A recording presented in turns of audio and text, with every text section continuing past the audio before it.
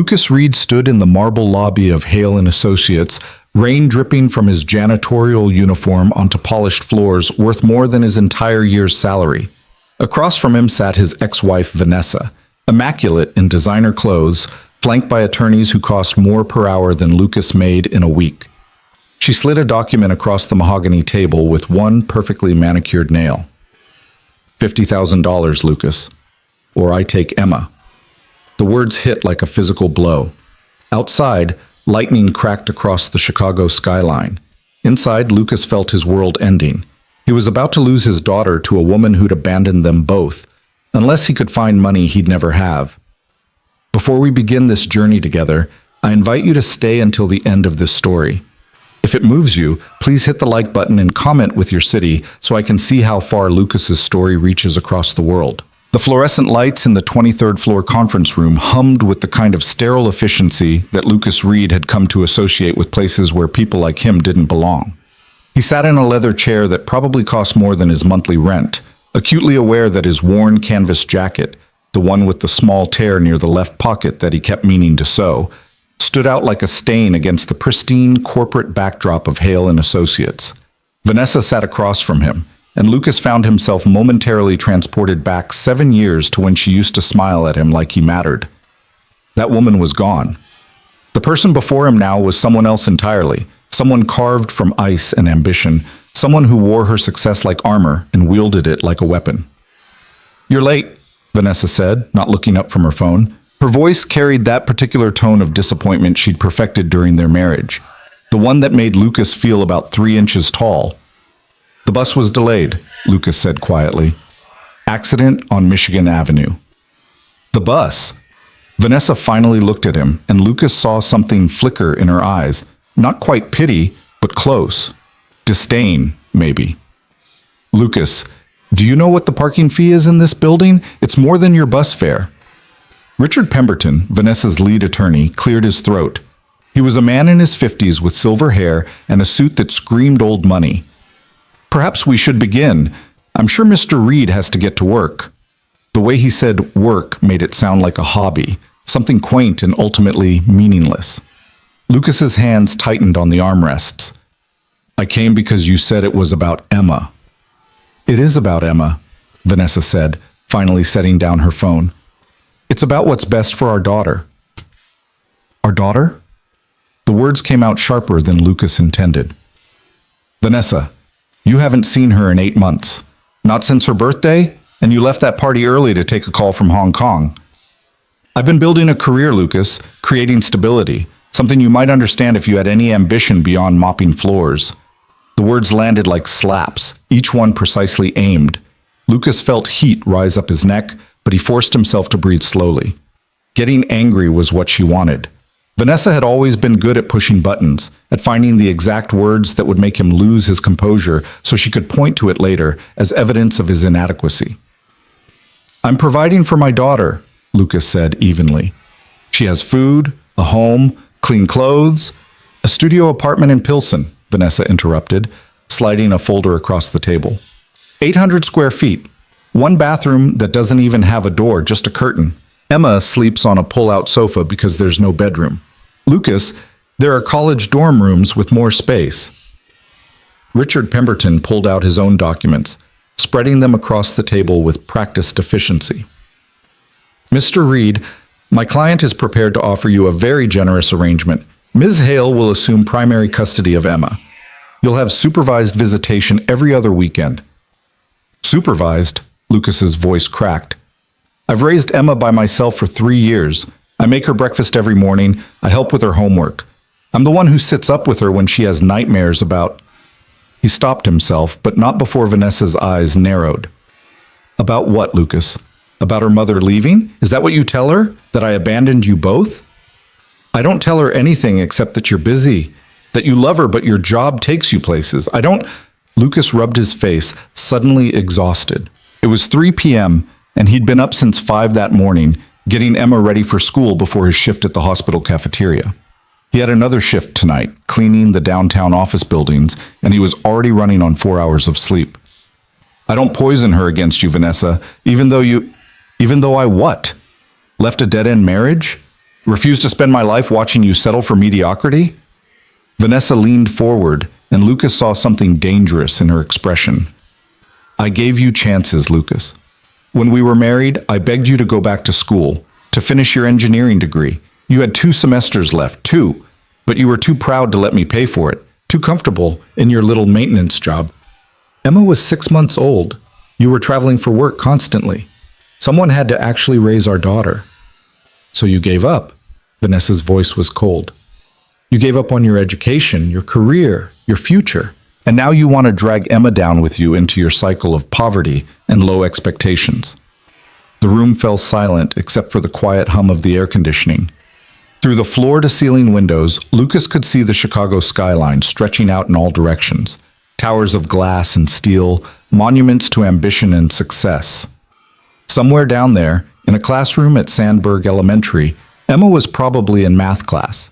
Maybe raising her hand to answer a question because she loved math, loved the way numbers fit together in patterns. She wanted to be an astronaut.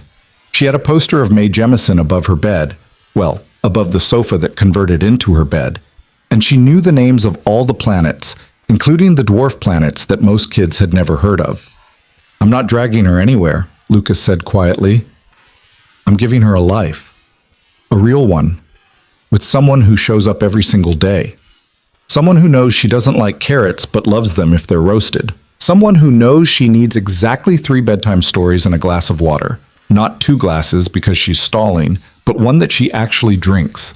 Someone who knows that when she's quiet, really quiet, it means she's sad about something and needs to talk but doesn't know how to start. For just a moment, something shifted in Vanessa's expression. But then Richard Pemberton coughed lightly, and whatever Lucas had glimpsed disappeared behind her professional mask. Very touching, Richard said, his tone making it clear he found it anything but. However, emotional appeals aside, we need to discuss the practical realities. Ms. Hale earns approximately $400,000 annually as a senior vice president at Morrison Dynamics. She has a 3-bedroom apartment in Lincoln Park with a dedicated room for Emma, complete with a private bathroom and study area. She can provide private tutoring, music lessons, language instruction. Emma doesn't want music lessons, Lucas said. She wants someone to help her build the model solar system she's been saving her allowance for. Mr. Reed, Richard continued, as if Lucas hadn't spoken, Ms. Hale is prepared to offer Emma opportunities you simply cannot match. The question is whether you love your daughter enough to recognize that. The manipulation was so obvious, so transparently calculated that Lucas almost laughed. Almost. But there was nothing funny about the way Vanessa was watching him, her expression carefully neutral, as if they were negotiating a business contract instead of talking about their daughter's life. I'm not agreeing to supervised visitation, Lucas said. Emma needs me. Actually, Vanessa interrupted, pulling out another document. We need to discuss something else first. She slid the paper across to Lucas. We believe it's in Emma's best interest if you sign over your parental rights voluntarily. The words didn't make sense at first. Lucas stared at the document, at the legal language that blurred in front of his eyes. You want me to give her up? We want you to recognize reality, Richard said. You work 2 jobs to barely make ends meet. You live in a substandard apartment in a neighborhood with one of the highest crime rates in Chicago. You have no health insurance, no retirement savings, no college fund for Emma. Ms. Hale can provide all of these things and more. She can't provide a father who loves her. She has a stepfather who can fill that role, Vanessa said quietly. Andrew has already expressed interest in adoption. The room seemed to tilt. Andrew, your boyfriend of what, 6 months? Fiancé, Vanessa corrected, holding up her left hand to show a diamond that caught the light and threw rainbows across the conference table. We're getting married in June. Andrew is a partner at his firm. He went to Yale. He plays tennis with senators. He can give Emma the kind of life she deserves. Lucas felt something crack inside his chest.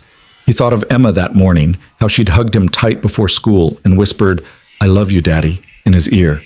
How she'd drawn him a picture of the 2 of them holding hands under a smiling sun. How she'd asked him last night, in that small voice she used when she was afraid, whether Mommy was going to take her away. He'd lied. He'd told her everything would be fine, that he'd never let anyone separate them.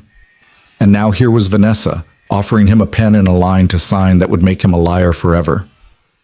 "No," Lucas said. "Lucas, be reasonable." "No." He stood up, his chair scraping against the polished floor. "I'm not signing anything. Emma is my daughter. I've raised her. I've been there for every scraped knee, every bad dream, every parent-teacher conference. You don't get to waltz back into her life because it's suddenly convenient for your new perfect family." Vanessa's expression hardened. "Then you leave me no choice." She nodded to Richard, who pulled out yet another document. How many had they prepared? And placed it in front of Lucas. "This is a formal custody petition," Richard said. "Ms. Hale is filing for full custody based on your inability to provide adequate care. We have documentation of your financial instability, the substandard living conditions, your exhausting work schedule that leaves Emma with babysitters more often than with you. Mrs. Chen lives in our building. She's a retired teacher who loves Emma.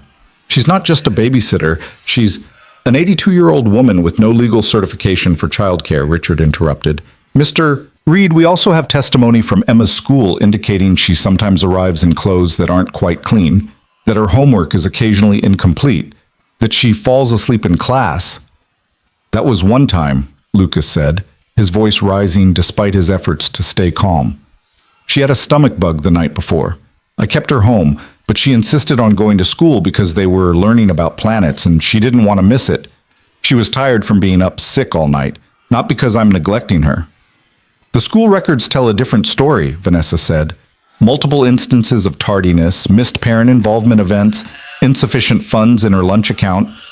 I paid that lunch account debt.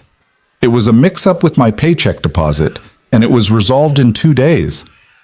"The point," Richard said, his voice taking on that patient tone people used when explaining things to children, "is that Ms. Hale can provide stability, consistency, a life where Emma doesn't have to worry about whether there's enough money for lunch, or whether her father is too exhausted from working 2 jobs to help with her homework."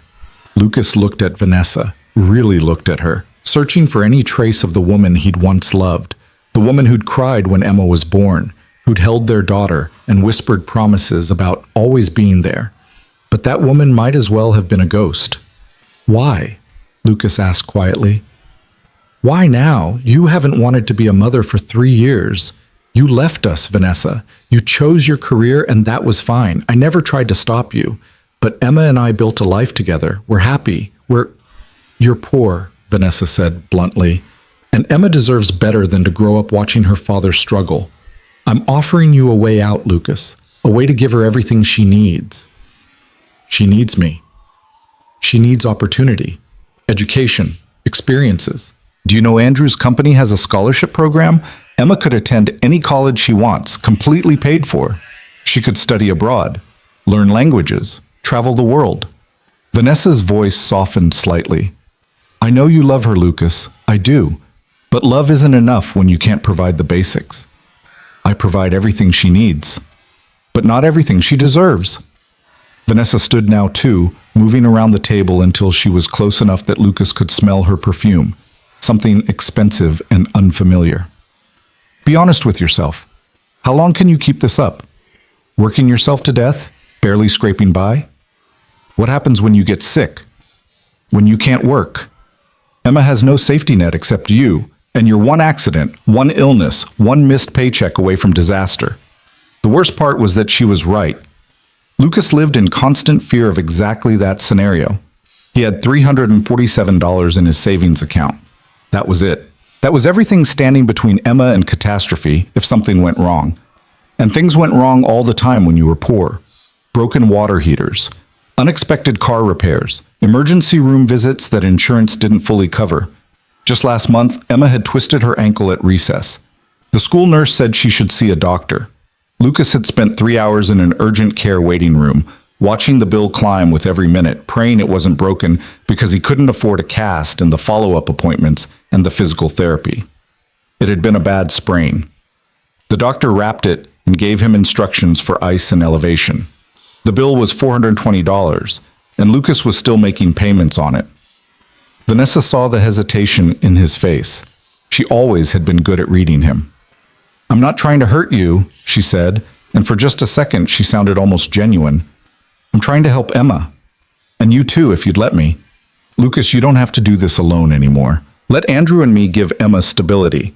You can still see her. We're not trying to erase you from her life. Just reduce me to every other weekend. Supervised visits like I'm dangerous. We can discuss the supervision requirement once you've established more stable living conditions, Richard interjected.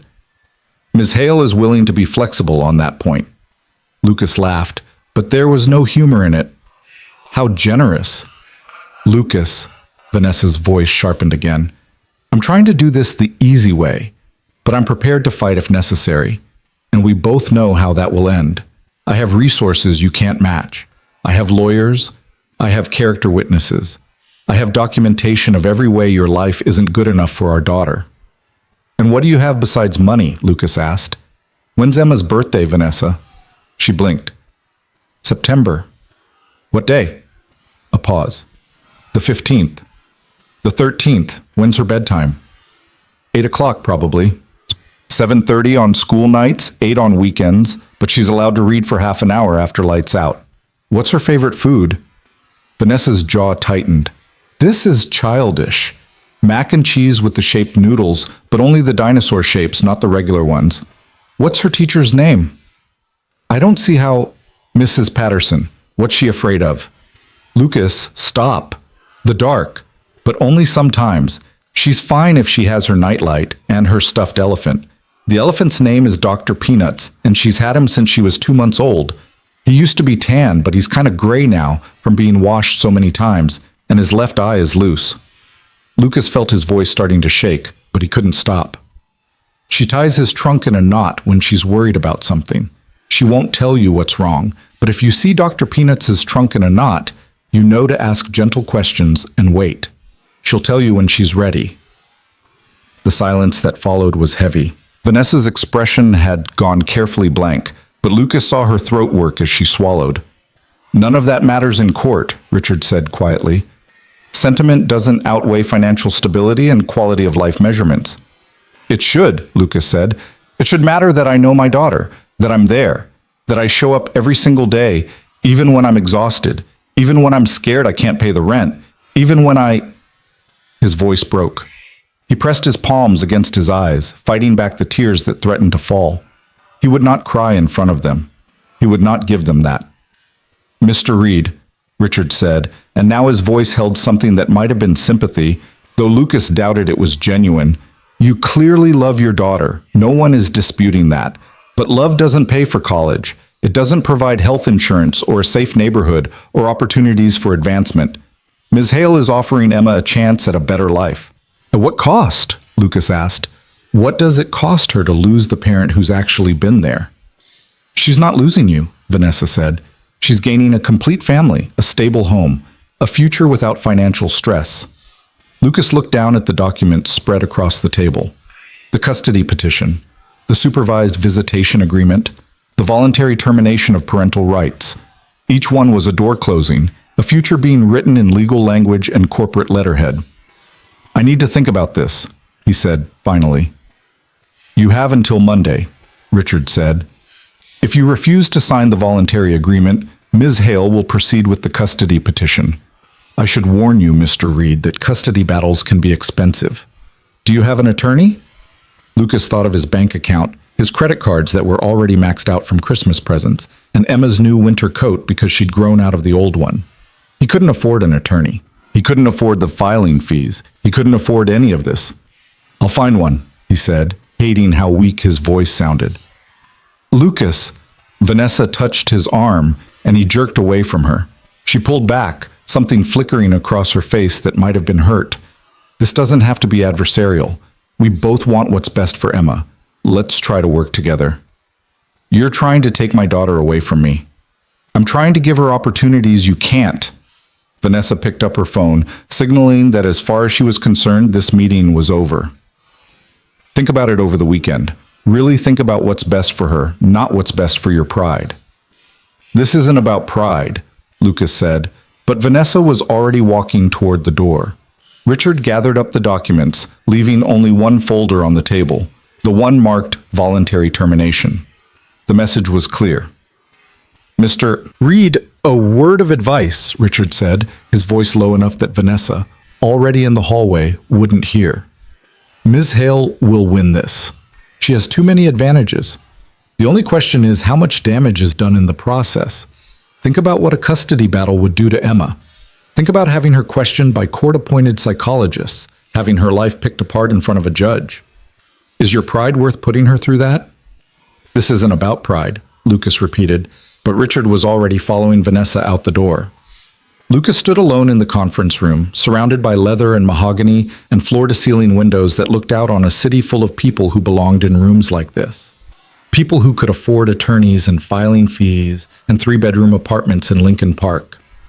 He picked up the folder marked Voluntary Termination and opened it. The language was dense, full of wherefores and heretofores, but the meaning was clear enough. If he signed this, he would no longer be Emma's father in any legal sense. He'd be a stranger who got to visit sometimes, supervised, until even that faded away, and he became just a name she used to know.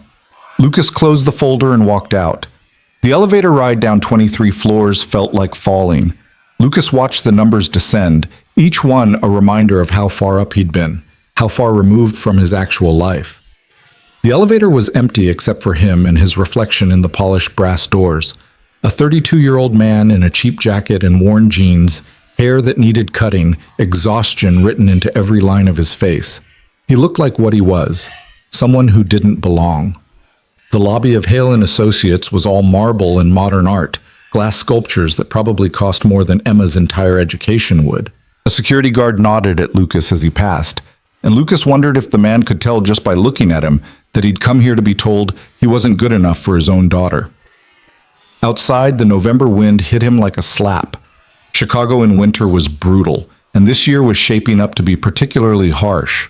Lucas had already started collecting blankets from thrift stores because their apartment's heating was inadequate and the landlord was slow to fix things. He stood on the sidewalk, letting the cold seep through his jacket, and tried to figure out what to do next. He had 2 hours before he needed to pick up Emma from Mrs. Chen's apartment. 2 hours to somehow process the fact that his ex-wife wanted to erase him from his daughter's life. The sky opened up without warning, rain pouring down in sheets that soaked through Lucas's jacket in seconds. Of course it would rain. He didn't have an umbrella. He'd left it at home because the morning had been clear, and the nearest bus stop was 3 blocks away. Lucas started walking, rain streaming down his face, mixing with tears he hadn't realized he was crying. People rushed past him, huddled under umbrellas and ducking into doorways, but Lucas just walked. He needed to move, needed to do something with the energy that felt like it was going to tear him apart from the inside. How was he supposed to tell Emma? How could he look at his daughter and explain that her mother wanted to take her away? That despite everything Lucas had done, everything he'd sacrificed, it might not be enough. He thought about the morning, about how Emma had insisted on making him breakfast even though she'd burned the toast and spilled orange juice on the counter. She'd been so proud, presenting him with blackened bread and scrambled eggs that were somehow both runny and overcooked. Lucas had eaten every bite and told her it was delicious, because he saw how carefully she'd set the table with their mismatched plates and the napkins she'd folded into triangles. He thought about last Thursday, when Emma had won the spelling bee at school. Lucas had been there, sitting in the back of the cafeteria in his work clothes because he'd come straight from his morning shift. He'd cheered louder than anyone when Emma spelled phenomenon correctly, and afterward she'd run to him instead of to the teacher handing out ribbons. She'd hugged him tight and said, "Did you see me, Daddy? Did you see?" He'd seen. He saw everything, every triumph, every struggle, every moment of her growing up. How could Vanessa think money was more important than that? But even as Lucas asked himself the question, he knew the answer. Because money meant security, safety, options. All the things he couldn't provide, no matter how much he loved his daughter. Lucas found himself on Michigan Avenue, rain still pouring, completely soaked through now. His phone buzzed in his pocket. Probably Mrs. Chen wondering if he was going to be late picking up Emma. He needed to get to the bus stop. He needed to go home and figure out how to afford an attorney and how to fight a battle he was almost certain to lose. But for just a moment, Lucas stood in the rain and let himself feel the full weight of his fear. Let himself imagine what it would be like to lose Emma. To see her every other weekend, if he was lucky. To watch her grow up from a distance, to become a stranger in her life while Andrew, a man who'd known her for 6 months, became dad. The rain began to ease, and Lucas finally started moving again. The bus stop was ahead, and through the water streaming down his face, he could see the covered shelter. A few people were already there, shaking out umbrellas and checking their phones. Lucas was about to cross the street when he heard it, the smooth, quiet purr of an expensive engine. A black limousine pulled up to the curb beside him, water spraying from its tires. The kind of car that belonged in this neighborhood, carrying people who belonged in rooms like the one Lucas had just left. The back window rolled down, and Lucas expected to be told to move along, that he was blocking someone's route. Instead, a voice called out his name. Lucas Reed. It wasn't a question. The woman in the back of the limousine knew exactly who he was. Lucas bent down, squinting through the rain, trying to see into the car's darkened interior. The woman was in her early 60s, with steel gray hair cut in a sharp bob, and eyes that seemed to take in everything at once. She wore a black suit that probably cost more than Lucas's monthly rent, and there was something in her expression, not pity, exactly, but recognition. "I'm sorry," Lucas said, confused. "Do I know you?" "Not yet," the woman replied. "But I know you." "Get in the car, Lucas. We need to talk." Lucas glanced around, half convinced this was some kind of elaborate prank or possibly a hallucination brought on by stress and rain. I'm not sure. Your daughter is Emma Rose Reed. She's 7 years old. She wants to be an astronaut. Her favorite color is purple, but specifically the purple of nebulae and space photographs, not the purple of grapes or flowers. The woman leaned forward slightly. "You clean my offices every Tuesday and Thursday night. You've worked for my company for 2 years, and in that time you've never been late, never cut corners, never once failed to lock up properly or handle the security codes with anything but complete professionalism." Lucas's hand tightened on the wet folder he was still carrying. "I don't understand." "Get in the car," the woman repeated, "and I'll explain everything." Across the street, visible through the rain-blurred windows of a coffee shop, Vanessa stood with her phone pressed to her ear. She'd seen the limousine pull up. She'd seen Lucas standing in the rain, and now she was watching, her expression shifting from confusion to something that looked almost like fear. The woman in the limousine followed Lucas's gaze and smiled, a small, knowing smile that suggested she understood far more than she was saying. "That's your ex-wife, isn't it? Vanessa Hale, Senior Vice President at Morrison Dynamics. Very impressive resume." The woman's smile widened slightly. "I'm Margaret Sloan. I'm the CEO of Morrison Dynamics, which makes me your ex-wife's boss. And Lucas, I think it's time we discussed your future." The rain had stopped completely now, leaving behind only the drip of water from awnings and the hiss of tires on wet pavement. Lucas looked at Margaret Sloan at the open car door, at Vanessa watching from across the street with her phone frozen halfway to her ear. He thought about Emma, about the spelling bee, about burned toast, about Dr. Peanuts and his knotted trunk. He thought about everything he stood to lose and everything he'd already sacrificed. And then, still dripping wet, still clutching a folder full of documents meant to erase him from his daughter's life, Lucas Reed got into the limousine.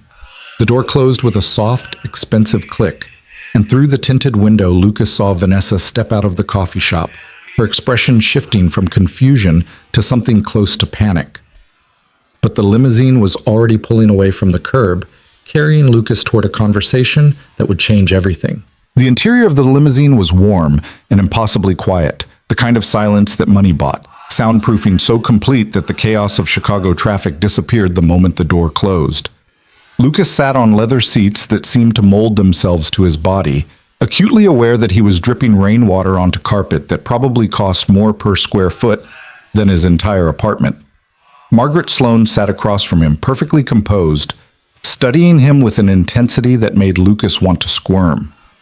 She didn't speak immediately, just watched him with those sharp eyes that seemed to catalog every detail, his cheap jacket, his worn shoes, the folder he clutched like a life preserver.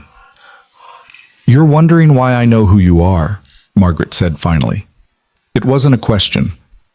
"Among other things," Lucas managed, His voice sounded strange in the hushed interior of the car, too loud and too small at the same time. I make it my business to know the people who work for my company. All of them, not just the ones on the executive floor. Margaret reached for a panel on the side of the car and pressed a button. A small compartment opened, revealing bottles of water and what looked like a stack of towels. She handed one to Lucas. "You're soaked through." Lucas took the towel automatically, too stunned to do anything but follow her lead. He dabbed at his face, his hair, but he was wet to the skin and a towel wasn't going to fix that. "I've been watching you for quite some time, Lucas," Margaret continued. 2 years and 3 months, to be precise. That's how long you've worked for Morrison Dynamics, though you probably don't think of it that way. You work for Premier Cleaning Services, which is contracted by Morrison. But I pay attention to who comes into my buildings, especially people who handle security access. I don't understand what this has to do with your ex-wife just tried to take your daughter away from you, Margaret interrupted smoothly.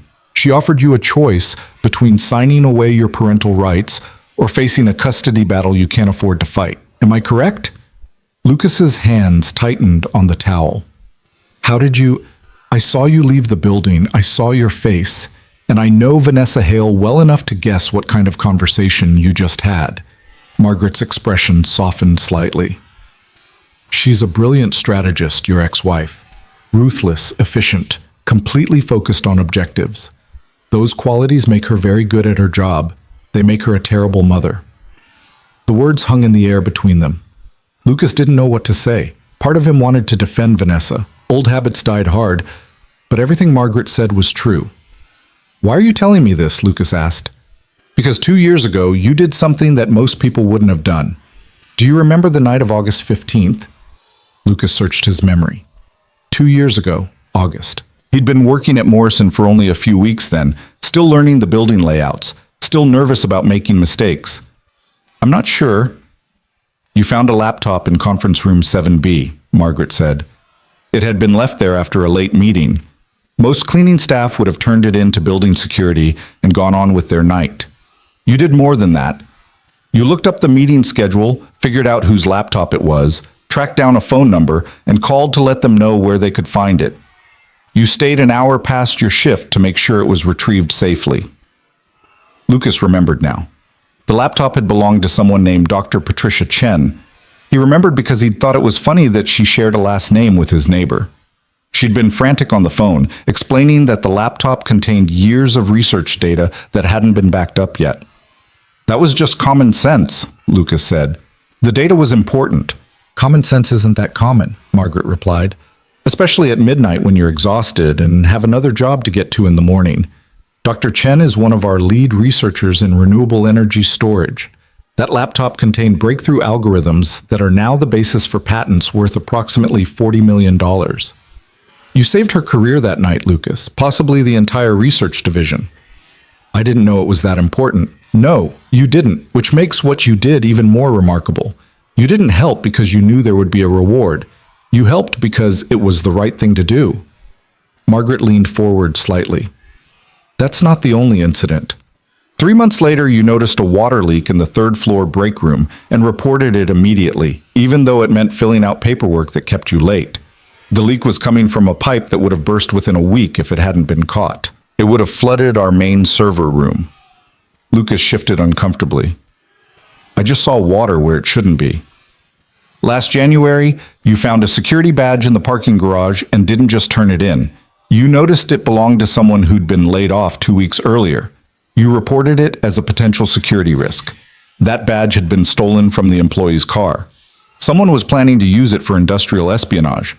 Your attention to that detail prevented a data breach that could have cost us millions. I don't understand what any of this has to do with Emma. Margaret sat back, studying him with those keen eyes. I've been in business for 40 years, Lucas. I've built Morrison Dynamics from a regional firm to a global corporation. In that time, I've learned to recognize character. Not the kind people put on for job interviews or networking events, but real character. The kind that shows up when no one important is watching, when there's no reward except the satisfaction of doing things right. The limousine turned a corner, and through the tinted windows, Lucas caught a glimpse of Morrison Dynamics' main tower, 60 stories of glass and steel reaching toward the gray sky. You have that kind of character, Margaret continued. I've watched you work for 2 years. I've seen how you treat people. The way you greet the night security guards by name. The way you leave notes when you notice something needs repair, even minor things that aren't your responsibility. Last month, you found a wallet in the lobby and tracked down its owner, a junior analyst who'd just started and couldn't afford to replace their driver's license and credit cards. You didn't ask for a reward. You didn't even mention it to anyone. The analyst told me about it because they were so impressed. Lucas felt heat rising in his face. I was just being decent. Exactly, Margaret said. You were being decent in a world where that's increasingly rare. And I've also seen how hard you work. 2 jobs. Raising a daughter alone. Never complaining, never cutting corners, never making excuses. She paused. I know about the custody meeting today because Vanessa put it on her work calendar. I know she's demanding $50,000 or threatening to take Emma, and I know you don't have that money. The folder in Lucas's lap suddenly felt like it weighed 1,000 pounds. I don't need charity. Good. I'm not offering any. Margaret's voice was crisp, businesslike. I'm offering you a choice, Lucas. The same thing Vanessa offered you, actually. But my version comes with different terms. What kind of terms? First, I need you to understand something. Vanessa works for me, but this conversation has nothing to do with company politics or internal dynamics. This is about a father and his daughter. This is about making sure that good people don't get crushed by systems designed to favor those who already have power. Margaret pulled out her phone and tapped the screen a few times. Do you know what the average cost of a custody battle in Illinois is? Lucas shook his head. Between $15,000 and $30,000, assuming it doesn't go to trial. If it goes to trial, you're looking at $50,000 or more. Vanessa has already retained one of the best family law firms in Chicago. They'll drag this out, bury you in paperwork, drain whatever resources you have until you're forced to give up or accept whatever settlement they offer. So I'm supposed to just surrender? Lucas heard the bitterness in his own voice. No, you're supposed to fight, but you can't fight without resources. Margaret set her phone down. I'm prepared to help you, Lucas, but I need you to understand what that means and what it doesn't mean. I don't understand. I can connect you with an attorney, one of the best family law specialists in the state. I can ensure you have the financial resources to see this through. I can provide character witnesses if needed, people who can speak to your reliability, your integrity, your fitness as a parent. Margaret held up a hand before Lucas could interrupt. But I can't fight this battle for you. I can't guarantee you'll win. What I can do is level the playing field so that you have a real chance. Lucas's throat felt tight. Why would you do this? You don't even know me, not really. I know enough, and I'm doing this because I believe in merit, Lucas. I believe people should be judged by their character and their actions, not by their bank balance. Vanessa is a valuable employee, but that doesn't mean she's right about this. Margaret's expression hardened slightly. I'm also doing this because I'm a mother myself. My daughter is grown now, successful in her own right. But I remember what it was like raising her. The sacrifices, the fear that I wasn't doing enough, the constant worry about making the right choices. What happened to your daughter's father? Lucas asked, then immediately regretted the question. I'm sorry, that's not my business. He left when she was 3, Margaret said simply. Decided that fatherhood was too much responsibility, too much work. I raised her alone. I know what it's like to be judged for circumstances beyond your control. To have people assume that because you're struggling financially, you must be failing in other ways too. The limousine pulled up to Morrison Dynamics' main entrance. Through the window, Lucas could see the lobby, all marble and modern art, people in expensive suits moving with purpose and confidence. I need to pick up Emma, Lucas said, glancing at his phone. Mrs. Chen is expecting me. I'll have my driver take you wherever you need to go. But first, I need to know if you're willing to fight, Lucas. Because if you are, if you're ready to stand up for your daughter and refuse to let Vanessa intimidate you into surrender, then we need to move quickly. What do you mean, quickly? Vanessa gave you until Monday to make a decision. That gives us 3 days to build a case. 3 days to gather documentation, prepare testimony, and file a counterpetition if necessary. Margaret pulled out a business card and handed it to Lucas. This is Jennifer Park. She's the attorney I mentioned. She's expecting your call. Lucas took the card. The paper was heavy, expensive, embossed with gold lettering. I can't afford... You're not paying for this, Lucas. I am. Consider it an investment in justice. Margaret's tone left no room for argument. Jennifer will explain the legal strategy. She'll need information from you, financial records, documentation of your relationship with Emma, evidence of Vanessa's absence during Emma's life. Can you provide those things? I have everything. Photos, school records, medical appointments, everything. I keep it all organized because... Lucas's voice cracked slightly. Because I was afraid of this. I was afraid Vanessa would come back someday and try to take her. That fear is about to become your greatest advantage. Fear makes us careful. It makes us document everything, save everything, prepare for worst-case scenarios. Margaret reached across and squeezed Lucas's shoulder briefly, a gesture that was both comforting and somehow commanding. Call Jennifer tonight. Tell her I referred you. She'll start building your case immediately. I don't understand why you're doing this, Lucas said again. There has to be something you want from me. There is, Margaret said. I want you to be the father Emma needs. I want you to show her that character matters more than money, that love and commitment and showing up every day count for something in this world. She paused. And I want Vanessa to understand that she can't use her position and resources to crush people who don't have the same advantages. The driver came around and opened Lucas's door. Cold air rushed in, cutting through his still damp clothes. One more thing, Margaret said as Lucas started to climb out. Don't tell Vanessa about this conversation. Not yet. Let her think she has you cornered. Let her think you're going to show up on Monday and sign whatever paper she puts in front of you. Why? Because arrogance makes people careless. Vanessa is brilliant, but she's gotten used to winning through superior resources. She won't expect you to come back with real legal representation. The surprise will work in your favor. Margaret's smile was sharp. Trust me on this, Lucas. I've been playing this game a lot longer than your ex-wife has. Lucas stepped out of the limousine, his legs unsteady. The business card felt like it was burning a hole in his pocket. Behind him, Margaret's window rolled up, and the limousine pulled away, leaving Lucas standing in front of Morrison Dynamics' gleaming tower. He looked up at the building. 60 stories of glass and steel, each window representing offices where people made decisions that affected thousands of lives.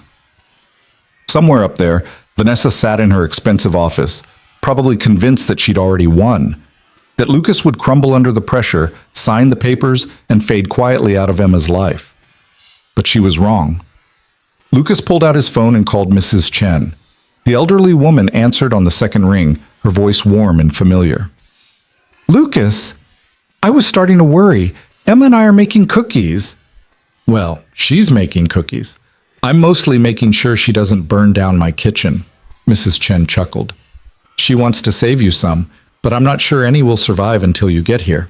Tell her to eat as many as she wants, Lucas said, and he was surprised to find himself smiling. Mrs. Chen, can Emma stay with you for maybe another hour? I have something important I need to do. Of course, dear. Take your time. We're having fun. Lucas hung up and looked down at the business card in his hand. Jennifer Park, attorney at law. The address was only 6 blocks away. He could walk there in 15 minutes. He started walking. The rain had left everything clean and sharp, the air cold enough to burn in his lungs. Lucas walked fast, his mind racing. He thought about everything Margaret had said, about the choices he was being offered. He thought about Vanessa and her confidence, her certainty that money could solve any problem, win any battle. But Margaret had seen something else.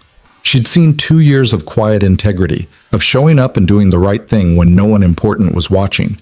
And she'd decided that mattered. Lucas found the building, another tower, smaller than Morrison Dynamics, but still impressive, and took the elevator to the 14th floor. The law offices of Park & Associates were exactly what he expected. Elegant, professional, quietly expensive.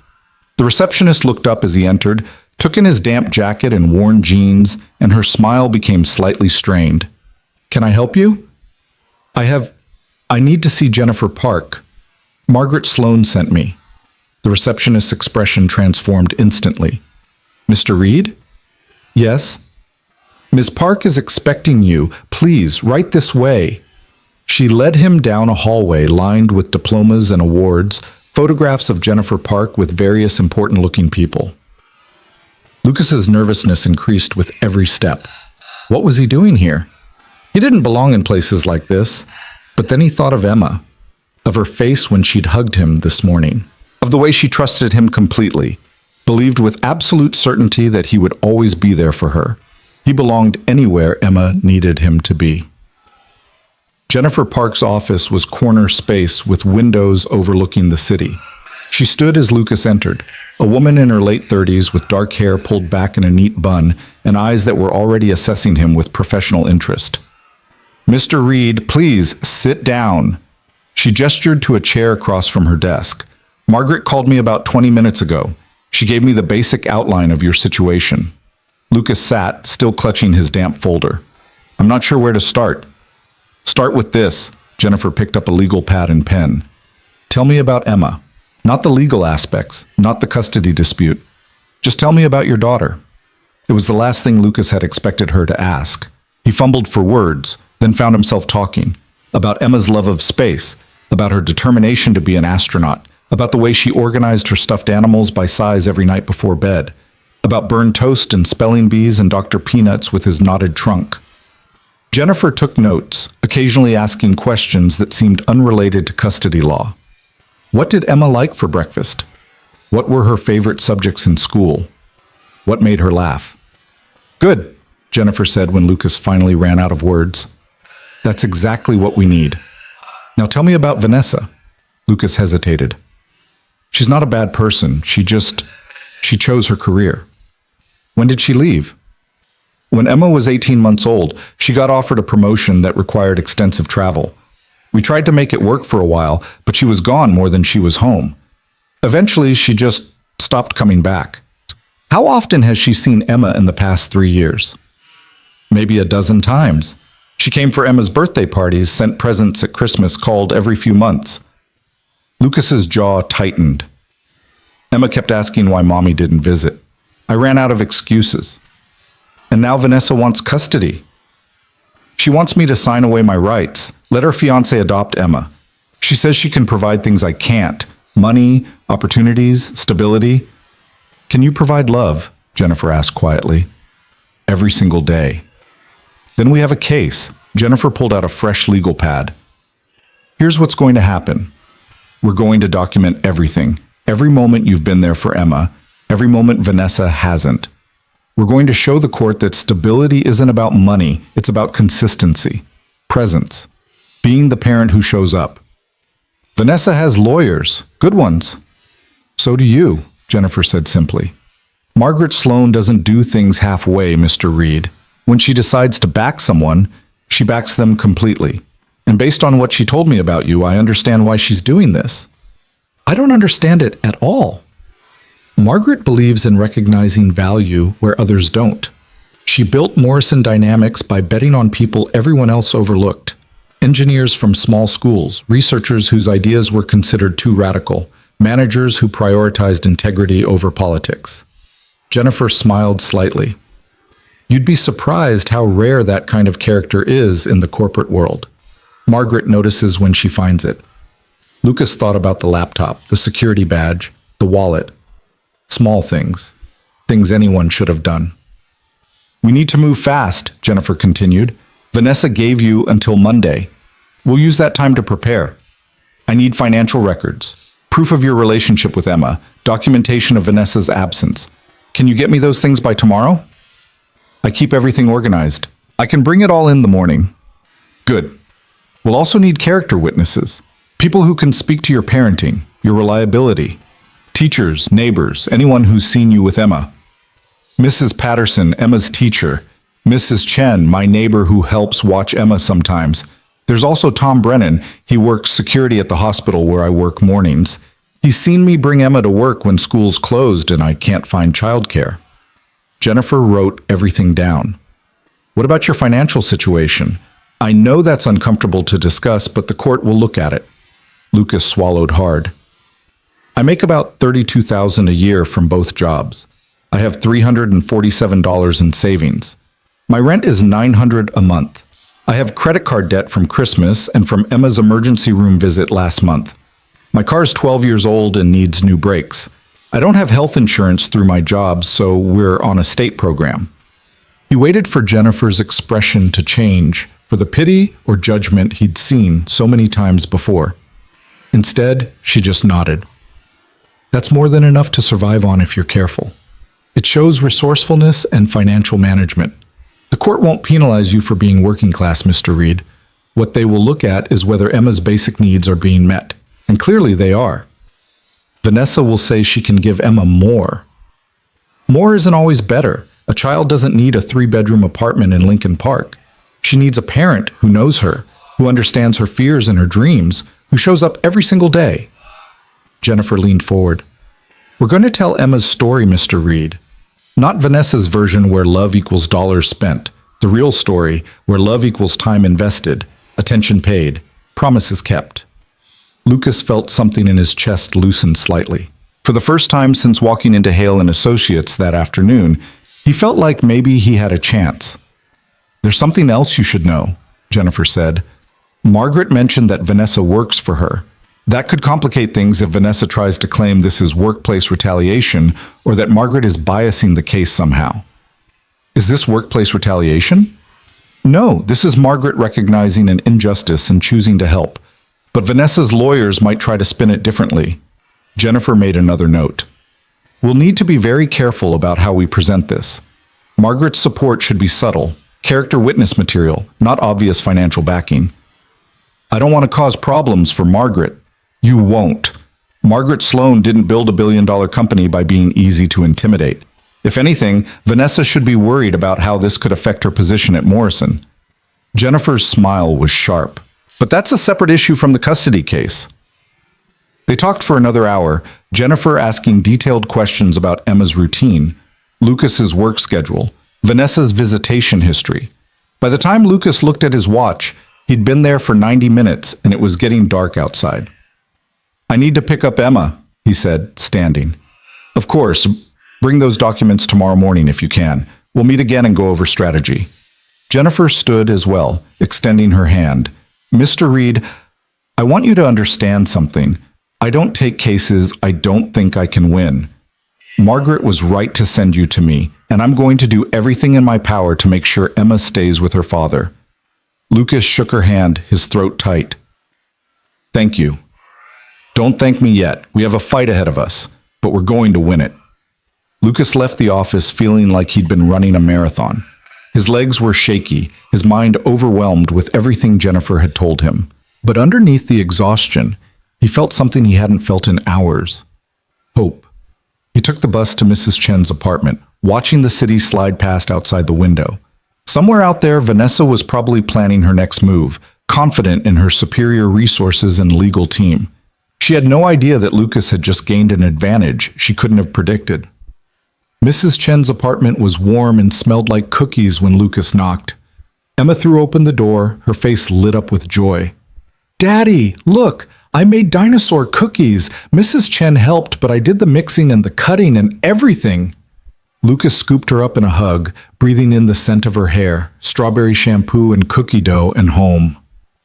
"They smell amazing, sweetheart. I saved you 3 T-Rexes and a Brontosaurus because those are your favorites." Emma pulled back to look at him seriously. "Are you okay? You look tired." "I'm fine, baby. Just a long day." Mrs. Chen appeared in the doorway, flower on her apron and concern in her eyes. She'd known Lucas long enough to read him well. "Everything all right, dear?" "Yeah," Lucas said, and for the first time that day, he meant it. "Everything's going to be fine." He carried Emma home, listening to her chatter about cookies and math class, and how she and Mrs. Chen had played a game where they named all the planets, including the dwarf ones. Their apartment was the same as always, small, cramped, nothing like Vanessa's place in Lincoln Park. But when Emma ran to her stuffed animals and started telling them about her day, Lucas didn't see what was missing. He saw what was there.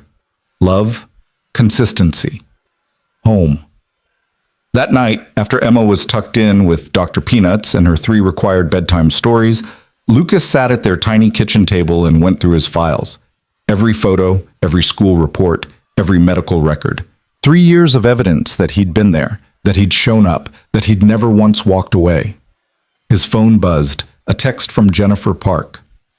Margaret just called. She wanted me to remind you, don't contact Vanessa. Let her think she's won. We'll surprise her in court. Lucas typed back a quick response, then set his phone down and looked around his apartment.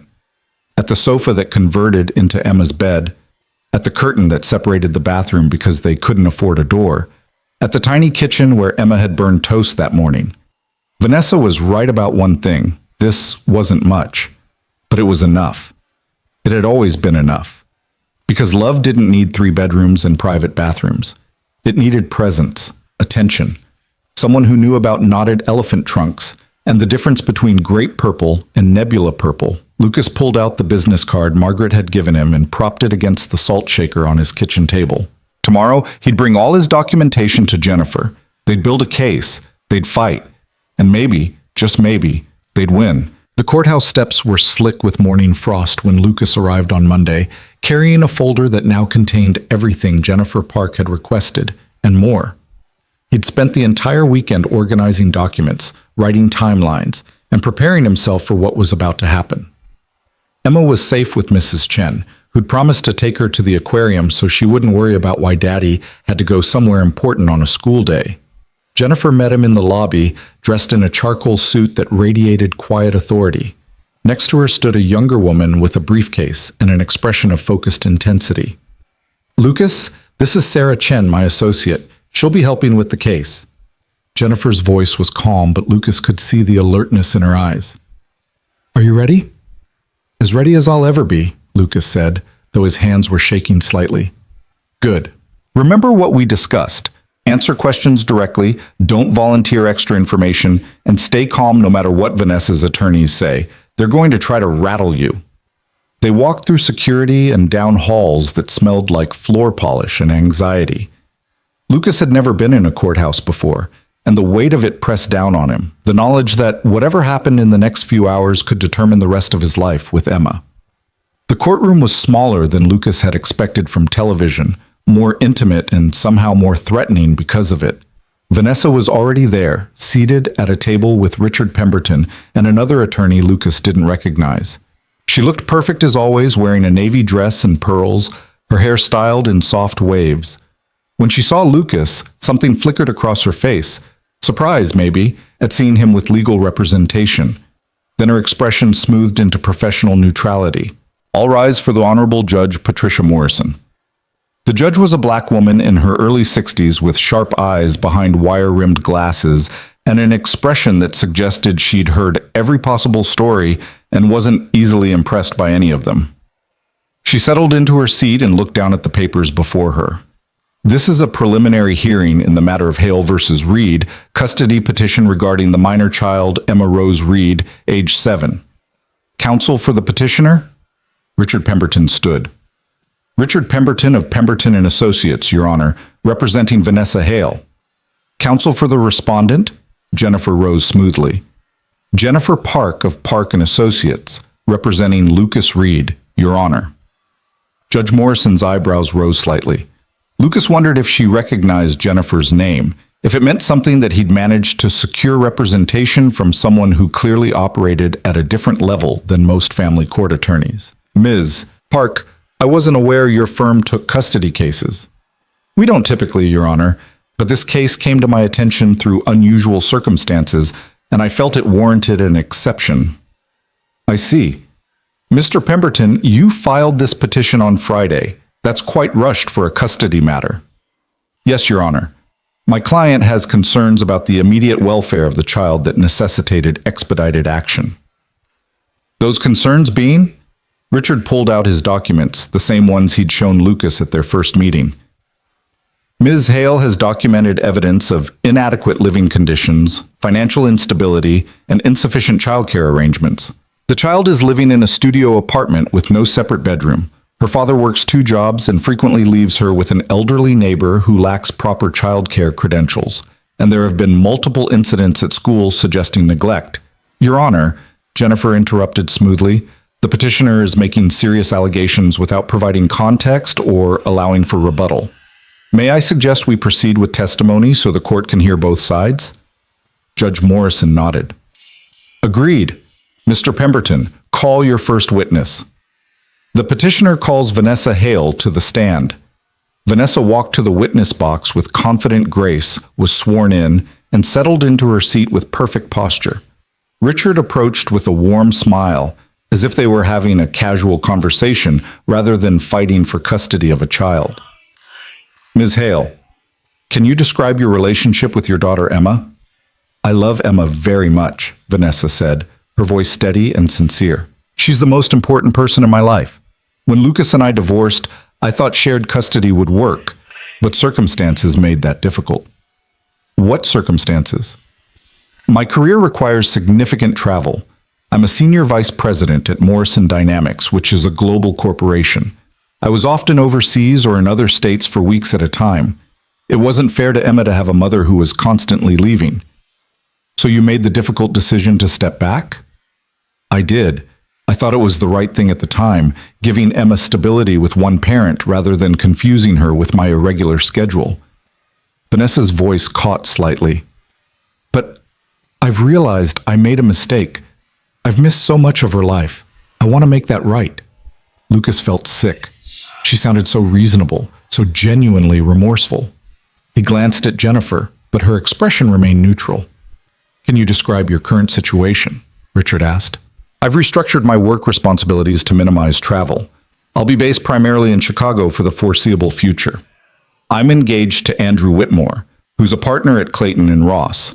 We're planning to marry in June and have purchased a home together in Lincoln Park, a 4-bedroom house with a yard.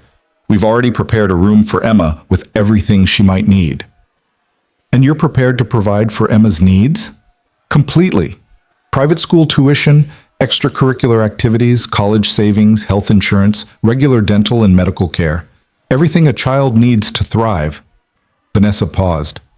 I know Lucas loves Emma, but love alone can't provide opportunities. I can give her a better life than he's able to. Richard nodded sympathetically. Can you describe your concerns about Emma's current living situation? I'm worried about her. She lives in a studio apartment in a neighborhood with a high crime rate. Lucas works constantly. He's exhausted all the time. Emma has told me she sometimes has to wake herself up for school because her father is sleeping after working late. She's worn clothes to school that weren't quite clean. She's fallen behind on homework assignments. Your Honor, Jennifer said, standing, I object to this testimony. The witness is making allegations without providing supporting evidence. Sustained. Ms. Hale, please stick to facts you can verify rather than assumptions. Vanessa nodded. I visited Lucas's apartment 2 months ago to drop off Emma's birthday present. It's approximately 800 square feet. Emma doesn't have her own room. She sleeps on a sofa bed in the living area. The bathroom doesn't have a proper door. The building had trash in the hallways and the elevator was broken. When I asked Emma about school, she mentioned falling asleep in class because she'd been up late. Did she say why she'd been up late? She said she couldn't sleep, and her father was working, cleaning offices. Richard let that sink in. Do you believe Emma is being neglected? I believe Lucas is doing his best, Vanessa said carefully. But his best isn't enough. He's a good father who's overwhelmed by circumstances. Emma deserves more than what he can provide. No further questions, Your Honor. Jennifer stood buttoning her jacket as she approached the witness stand. Ms. Hale, you mentioned visiting your daughter 2 months ago for her birthday. When was the last time you saw Emma before that? Vanessa hesitated. It had been a while. My work schedule. How long? Approximately 8 months. 8 months. And before that? I'm not sure exactly. Your Honor, I'd like to enter into evidence a timeline of Ms. Hale's visits with Emma over the past 3 years. Jennifer handed documents to the judge and to Richard. This shows that Ms. Hale has seen her daughter exactly 11 times in 36 months. Sometimes 6 or 7 months passed between visits. Judge Morrison studied the timeline. Ms. Hale, is this accurate? My work responsibilities? Yes or no? Did you see your daughter 11 times in 3 years? Yes, but thank you. Jennifer consulted her notes. You mentioned that Emma told you she sometimes wakes herself up for school. When did she tell you this? At her birthday party. Did you ask her any follow-up questions? Find out if this was a regular occurrence or a one-time event? No, I didn't have time. I had a conference call. You left your daughter's birthday party early to take a work call? Vanessa's jaw tightened. It was an important client. More important than your daughter's 7th birthday. That's not fair. You're twisting... I'm asking questions, Ms. Hale. You testified that Mr. Reed works constantly and is exhausted. Do you know what his work schedule is? He has 2 jobs. He cleans offices at night. Do you know what hours he works? Late hours, clearly, if Emma is being left alone. Emma is never left alone, Jennifer said sharply. But let's establish facts. Do you know what time Mr. Reed's evening shift starts? No. Do you know what time Emma goes to bed? 8 o'clock, probably. 7:30 on school nights. Mr. Reed's evening shift starts at 9 p.m. He puts Emma to bed, reads her 3 stories, which is her required number, not 2, not 4, exactly 3, makes sure she has water, and ensures she's asleep before he leaves. His neighbor, Mrs. Chen, stays in the apartment while he's gone. Did you know any of this? You testified that Emma has worn clothes to school that weren't quite clean. How do you know this? She mentioned it. When? Vanessa shifted slightly. At her birthday party. The party you left early. Did she tell you specifically that her clothes weren't clean, or are you making an assumption? She said her favorite shirt had a stain and she couldn't wear it. A stain on one shirt. Did you ask why? No. Your Honor, I'd like to call Mrs. Chen to testify later, but for now I can tell you what happened. Emma spilled chocolate milk on her favorite shirt the morning before her birthday party. Mr. Reed hand-washed it immediately and hung it to dry, but it wasn't dry by the next morning. Emma was upset because she wanted to wear it to school. Mr. Reed explained she'd have to choose a different shirt, which she did. Jennifer turned back to Vanessa. This is your evidence of neglect. A 7-year-old who couldn't wear her favorite shirt because it was being properly cleaned? It's an example of a parent dealing with normal childhood situations. Let's talk about what you know about Emma, Ms. Hale. What's her favorite subject in school? I'm not sure. Science, maybe? Math. What does she want to be when she grows up? A scientist? An astronaut specifically. She's wanted to be an astronaut since she was 5 years old. What's her stuffed elephant's name? She has a stuffed elephant? Dr. Peanuts. She's had him since she was 2 months old. What does Emma do when she's worried about something but doesn't want to talk about it? Vanessa's face had gone pale. I don't know. She ties Dr. Peanut's trunk in a knot. Mr. Reed knows to look for that signal and to ask gentle questions and wait until she's ready to talk. What's Emma's bedtime routine? I assume she brushes her teeth and goes to bed. 3 bedtime stories, 1 glass of water, not 2 because she'll use that to stall, but 1 that she actually drinks, and her nightlight positioned exactly 12 inches from her bed because closer makes shadows that scare her and further doesn't provide enough light. Mr. Reed knows all of this because he's there every single night. When's the last time you put your daughter to bed, Ms. Hale? When she was a baby, before you left. 3 years ago. You haven't tucked your daughter into bed in 3 years, but you're asking this court to believe you should have custody? I'm trying to make things right, Vanessa said, and there were tears in her eyes now. Real ones, Lucas thought. I know I made mistakes. I'm trying to fix them. By taking Emma away from the only stable parent she's had, by removing her from the home where she feels safe, by separating her from a father who knows her favorite color isn't just purple, but specifically nebula purple. Who knows she doesn't like carrots unless they're roasted? Who knows she needs exactly 3 bedtime stories? Jennifer's voice was hard now. Ms. Hale, you testified that you've restructured your work responsibilities to minimize travel. Have you actually done this, or is this a promise about what you'll do if you get custody? I've started the process. Yes or no? Have you reduced your travel? Not yet, but... So this is a promise from someone who promised to be a mother 3 years ago and then disappeared from her daughter's life for months at a time. Jennifer looked at the judge. No further questions, Your Honor. Vanessa stepped down from the witness stand, her composure cracked. Lucas felt a surge of something he couldn't quite name. Not satisfaction exactly, but vindication maybe. Jennifer had exposed the truth that Vanessa had tried to hide beneath expensive clothes and rehearsed sincerity. "Mr. Pemberton, do you have additional witnesses?" Judge Morrison asked. "Yes, Your Honor. We'd like to call Dr. Amanda Foster, child psychologist."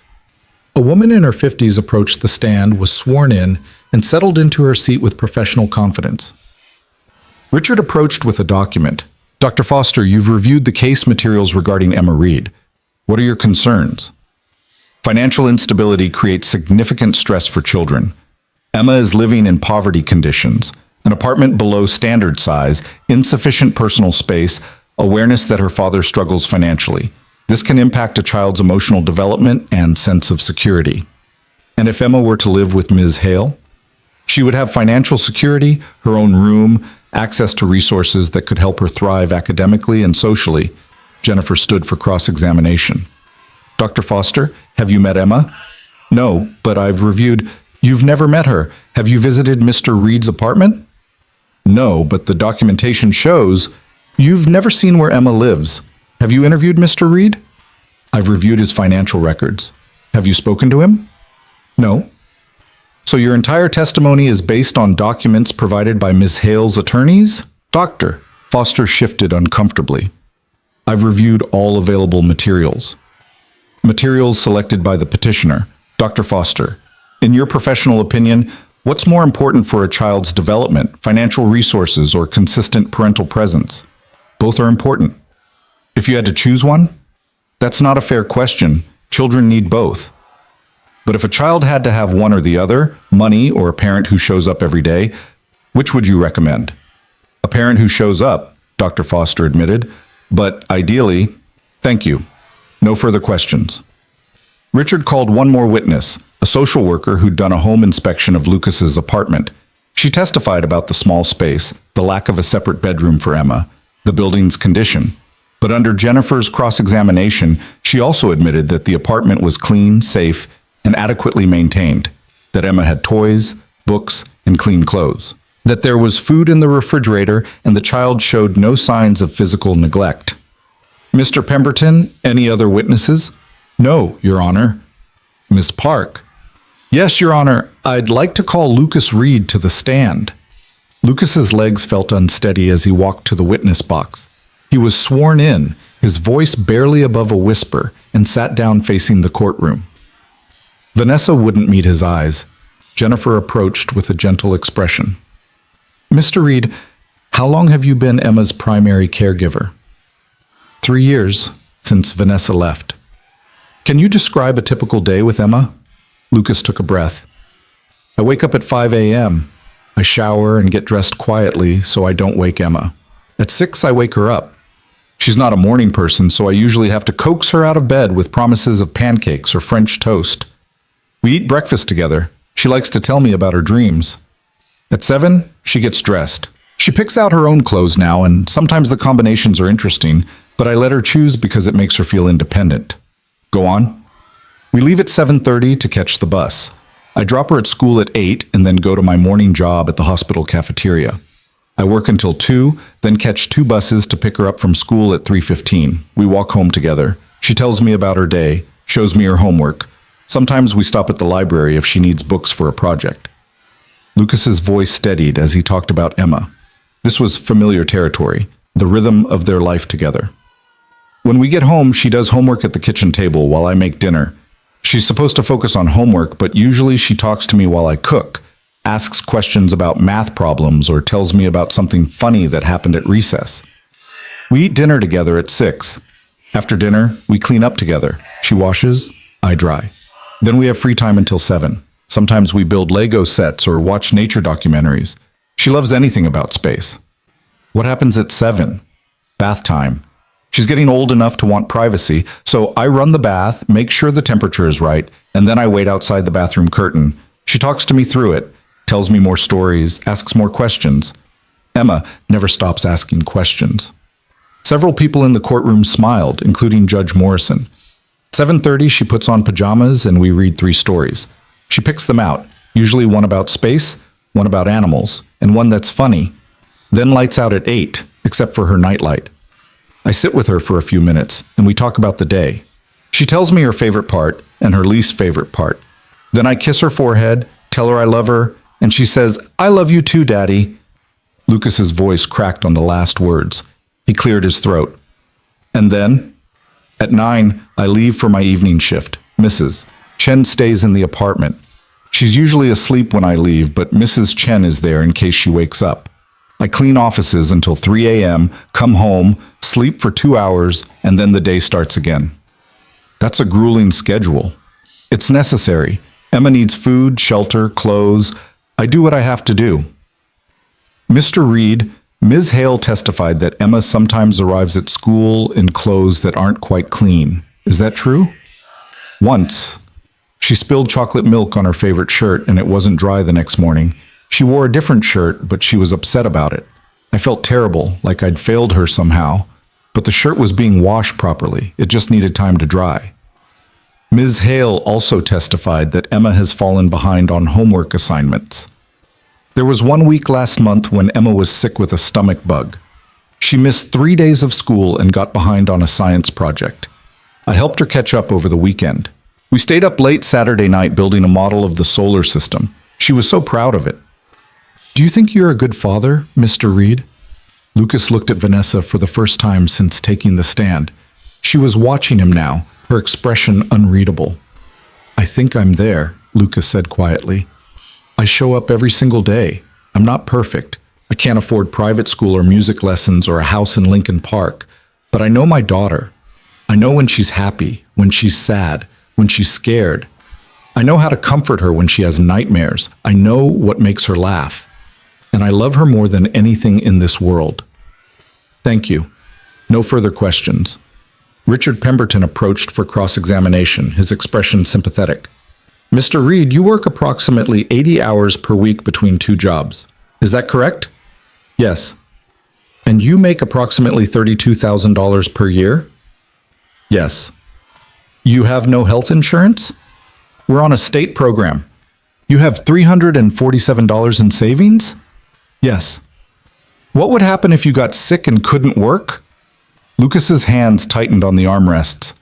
"I'd figure something out. I always do." "But you don't have a plan? No safety net?" "My safety net is working hard and being careful." "What if Emma needed emergency medical care that your insurance didn't cover?" "I'd find a way to pay for it." "How?" "I'd work more hours, take out a loan, whatever it took." "Mr. Reed, don't you think Emma deserves more security than that? More than hoping you can work enough hours or find a loan?" "Emma deserves a father who loves her and is there for her every single day. That's the security that matters." "Does love pay medical bills?" "No, but it shows up at 2 a.m. when she's scared. It remembers she likes Nebula Purple. It knows how to untie Dr. Peanut's trunk when she's worried." Lucas leaned forward. "I know I'm not rich. I know I can't give Emma everything money can buy, but I can give her everything that actually matters." Richard paused, perhaps recognizing that he was losing ground. No further questions. Jennifer called Mrs. Chen next. The elderly woman walked to the stand slowly but with dignity, was sworn in, and smiled at Lucas. "Mrs. Chen, how long have you known Lucas Reed?" 3 years, since he moved into our building with Emma." "Can you describe your relationship with them?" "Lucas is like a son to me. Emma is like a granddaughter. I watch her sometimes when Lucas works, but mostly I'm just their neighbor and friend." "What's Lucas like as a father?" Mrs. Chen's expression softened. "He's wonderful. Tired all the time, but wonderful. I've never seen him lose patience with Emma, not once. Even when he's exhausted and she's being difficult, he's gentle and kind. He reads to her every night. He helps with her homework even when he can barely keep his eyes open. He puts her first, always." "Can you give an example?" "Last winter, Emma wanted a telescope for Christmas. Lucas worked extra shifts for 2 months to save up for it. He was working himself to exhaustion, but he wanted to make sure she got what she'd asked for. On Christmas morning, when she opened it, his face, Mrs. Chen's voice trembled. He was so happy just watching her be happy. That's who Lucas is." "Thank you, Mrs. Chen." Richard Pemberton stood. "Mrs. Chen, you're 82 years old, is that correct?" "Yes." "Do you have any formal training in child care?" I was a teacher for 40 years. But no childcare certification for in-home care? I don't need certification to love a child and keep her safe. What if there was an emergency while Mr. Reed was at work? Are you physically capable of responding? I may be old, but I'm not incapable. I know how to dial 911. I know Emma's medical history, her allergies, her doctor's name. I know exactly what to do if something goes wrong. Have you ever fallen asleep while watching Emma? Mrs. Chen hesitated. Once. I was reading to her and dozed off. But Emma woke me up and we laughed about it. She wasn't in any danger. But you could have been needed and you were asleep. I could say the same thing about any parent who's ever been tired. The difference is I would never leave Emma truly alone. I'm always there, always watching. Jennifer called Emma's teacher next, Mrs. Patterson, a kind-faced woman in her 40s who taught second grade. She testified about Emma's academic performance, her social development, her obvious bond with her father. Emma talks about her dad constantly, Mrs. Patterson said. She's very proud of him. She knows he works hard to take care of her. At parent-teacher conferences, Mr. Reed always comes prepared with questions. He wants to know how Emma is doing, what she's struggling with, how we can help at home. I've had parents with far more resources who show far less interest in their children's education. Has Emma ever shown signs of neglect or abuse? Never. She's well-fed, clean, appropriately dressed. She's happy and well-adjusted. If anything, she's more emotionally secure than many children I've taught. The testimony continued through the afternoon. Character witnesses who spoke about Lucas's integrity, his work ethic, his devotion to Emma. Financial experts who explained that while Lucas lived modestly, he managed his money responsibly and met Emma's needs. Even Tom Brennan, the security guard from the hospital, testified about seeing Lucas bring Emma to work on snow days when school was closed, how he'd set her up in the break room with books and homework while he worked. That little girl adores her father, Tom said, and he adores her right back. That's worth more than all the money in the world. Finally, as afternoon light faded outside the courtroom windows, Judge Morrison called for closing arguments. Richard Pemberton stood first. Your Honor, this case is about providing the best possible life for Emma Reed. Ms. Hale has made mistakes. She acknowledges that. But she's prepared to make amends and offer Emma opportunities that Mr. Reed simply cannot match. Financial security, educational resources, a stable home environment. Mr. Reed loves his daughter, but love alone doesn't ensure a child's well-being. We ask the court to grant Ms. Hale primary custody so that Emma can have the life she deserves. Jennifer stood, her voice clear and strong. Your Honor, this case is about recognizing what truly matters in a child's life. It's not about the size of an apartment or the amount of money in a bank account. It's about consistency, presence, being the parent who shows up every single day, who knows their child's fears and dreams and favorite colors. Mr. Reed has been that parent for 3 years while Ms. Hale built her career. Now she wants to take Emma away from the only stable home she's known, and she's using her financial advantages to make it seem reasonable. But children aren't possessions to be claimed when convenient. Emma has a father who loves her, knows her, and puts her first every single day. That's what she deserves. That's what the court should protect. Judge Morrison was quiet for a long moment, reviewing her notes. Then she looked up at both attorneys, at Vanessa and Lucas. I'll take this under advisement and issue a ruling within 48 hours. Court is adjourned. The gavel fell, and Lucas felt his legs go weak. It was over, at least this part of it. Now there was nothing to do but wait. Outside the courthouse, Lucas stood on the steps and let the cold air fill his lungs. His hands were still trembling from the adrenaline that had carried him through hours of testimony, and now that it was over, exhaustion hit him like a physical weight. Jennifer stood beside him, briefcase in hand, her expression unreadable. How do you think it went? Lucas asked, hating how his voice shook. Better than I expected. Judge Morrison is fair. She looks at the whole picture, not just the financial aspects. But Lucas, you need to understand that we're not guaranteed to win. Vanessa has resources, and the system does tend to favor parents who can provide material advantages. So I might lose Emma. You might, but if you do, it won't be because you didn't fight hard enough or because you're not a good father. It'll be because the system is imperfect.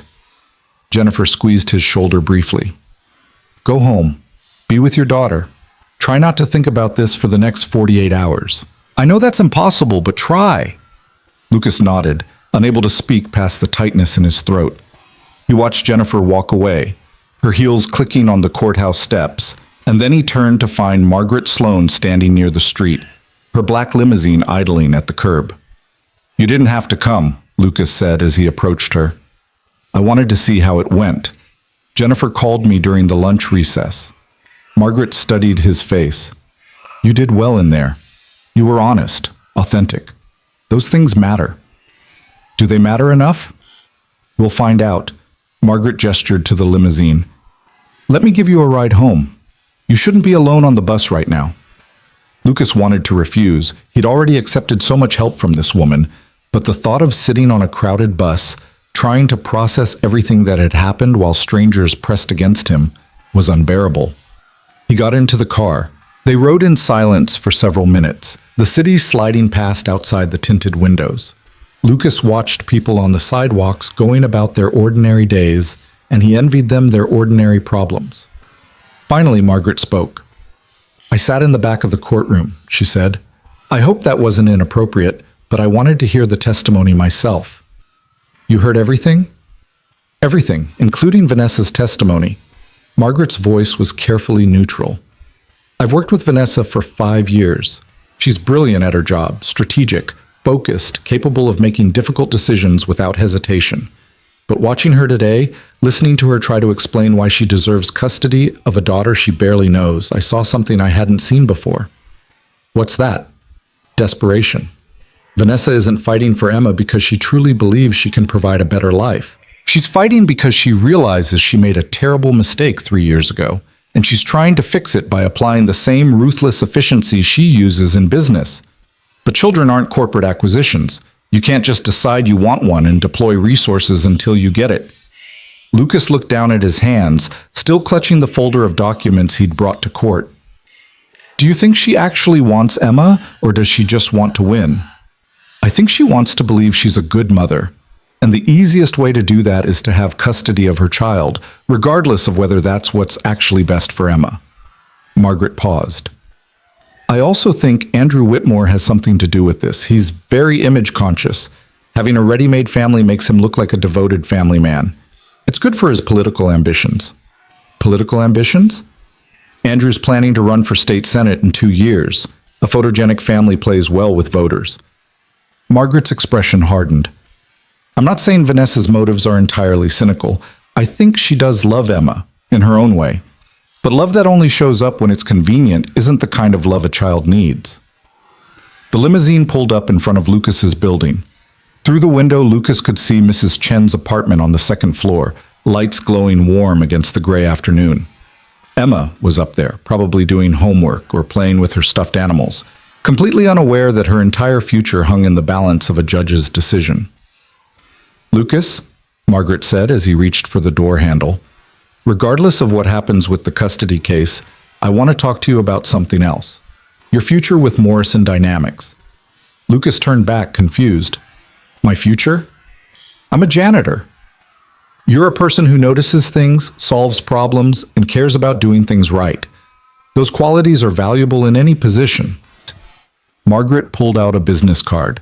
Her own this time, not Jennifer's. When this is over, call me. I have a proposition for you. Not charity, she added quickly, seeing Lucas's expression. A job offer. A real one based on merit. What kind of job? We can discuss details later. For now, just know that I've been watching you for 2 years and I see potential that's being wasted on night shifts and cleaning supplies. You're better than that, Lucas. You deserve better. I need to pick up Emma, Lucas said, overwhelmed by everything. The hearing, Margaret's kindness, the uncertainty of the next 48 hours. Of course, go be with your daughter. And Lucas? Try to have faith. You've done everything right. Sometimes that has to be enough. Lucas climbed out of the limousine and watched it pull away, then trudged up the stairs to Mrs. Chen's apartment. He could hear Emma's laughter before he even knocked, and the sound of it made his chest tight. He'd testified in court for hours about how much he loved his daughter, but nothing he'd said captured the actual feeling of it, the way her laughter could make everything else disappear. the way her happiness mattered more than his own breathing. Mrs. Chen opened the door, Emma visible behind her with paint on her hands and joy on her face. "Daddy, look, we're making watercolor paintings. I painted the Andromeda Galaxy, see? Mrs. Chen helped me mix the colors to get the right kind of purple." Lucas knelt down and pulled Emma into a hug, breathing in the scent of her strawberry shampoo and watercolor paint. "It's beautiful, sweetheart. Absolutely beautiful." "How was your important meeting?" Emma asked, pulling back to look at him with those wide, trusting eyes. "It was fine, just some grown-up stuff." "Was it about work?" "Something like that." Lucas managed a smile. "Did you have fun at the aquarium?" "Oh my gosh, Daddy, they had jellyfish, real ones. And they glow in the dark, kind of, and Mrs. Chen said they're older than dinosaurs, which is so cool because that means they've been around for like a gazillion years. And Emma talked the whole way home, her words tumbling over each other in excitement. Lucas let her voice wash over him, focusing on this moment instead of the hearing, the waiting, the fear. This was real. This mattered. Whatever happened in the next 2 days, he had right now. That evening followed their usual routine. Dinner at 6, macaroni and cheese with dinosaur-shaped noodles because Emma had declared it was a celebration dinner for seeing real jellyfish. Clean up together, Emma chattering about bioluminescence while Lucas dried dishes. Bath time at 7, Emma singing songs she'd learned at school through the bathroom curtain. 3 bedtime stories at 7:30, one about space, one about sea creatures, and one funny one about a dragon who was afraid of his own fire. "Daddy?" Emma said as Lucas was tucking her in, Dr. Peanuts already positioned in her arms. "Yeah, sweetheart? Are you sad about something?" Lucas's hand stilled on the blanket. "What makes you think that?" "You have your sad face, the one where you smile but your eyes don't smile." 7 years old, and she could read him like he was written in large print. Lucas sat down on the edge of the sofa bed, choosing his words carefully. "I'm a little worried about some grown-up things, but you don't need to worry about them, okay? I've got everything handled." "Is it about money?" "I heard you tell Mrs. Chen that we have to be careful with money." "Emma, look at me." Lucas waited until she met his eyes. "We're okay. We have everything we need. You don't have to worry about money or anything else. That's my job, and I'm good at it." "I know you are. You're good at everything." Emma hugged Dr. Peanuts tighter. "But Daddy, if we need more money, I could help. I could get a job." "A job? You're 7. "I could walk dogs or sell lemonade or maybe be an astronaut early. Do they pay astronauts a lot?" Lucas felt tears prick his eyes. Here was his daughter, worried about helping him pay bills, offering to become an astronaut early so he wouldn't have to work so hard. This was what Vanessa didn't understand. This connection, this love that made a child want to walk dogs to help her father. "You know what would help me the most?" Lucas said softly. "What?" "If you just keep being exactly who you are, keep being smart and funny and kind, keep loving space and jellyfish and nebula purple, keep doing your homework and making me burn toast for breakfast. That's the job I need you to do." Emma considered this seriously. "Okay, I can do that, but if you change your mind about the dog walking thing, let me know." "I will. I promise." Lucas kissed her forehead. "I love you, Emma Rose." "I love you too, Daddy." She paused. "Even if we didn't have any money at all, I'd still love you the most." Lucas had to leave the room before she saw him cry. He stood in the tiny kitchen, pressing his palms against his eyes, trying to breathe through the emotion that threatened to overwhelm him. This was what he was fighting for, this love that didn't depend on money or big houses or private schools. This pure, uncomplicated love that made his daughter offer to walk dogs at 7 years old because she wanted to help him. His phone buzzed with a text from Jennifer. "Remember, don't contact Vanessa. Don't discuss the case with anyone who might talk to her attorneys. Just live your normal life and wait." Lucas texted back a quick acknowledgement, then forced himself to get ready for his evening shift. Mrs. Chen arrived at 8:30, letting herself in with the spare key Lucas had given her years ago. She found him in the kitchen, staring at nothing. "She's asleep," Mrs. Chen said softly. "And you look terrible." feel terrible. The hearing didn't go well? I don't know, maybe. Jennifer said we did well, but that doesn't mean we'll win. Lucas rubbed his face. What if I lose her, Mrs. Chen? What if the judge decides Vanessa's money matters more than everything else? Then you appeal. You fight. You don't give up. Mrs. Chen took his hands in her weathered ones. Lucas, I've known you for 3 years. I've watched you raise that little girl with more love and dedication than I've seen from parents who have every advantage. You're a wonderful father. Any judge with sense will see that. But what if she doesn't? What if you go to work and do your job and come home to your daughter tomorrow like always?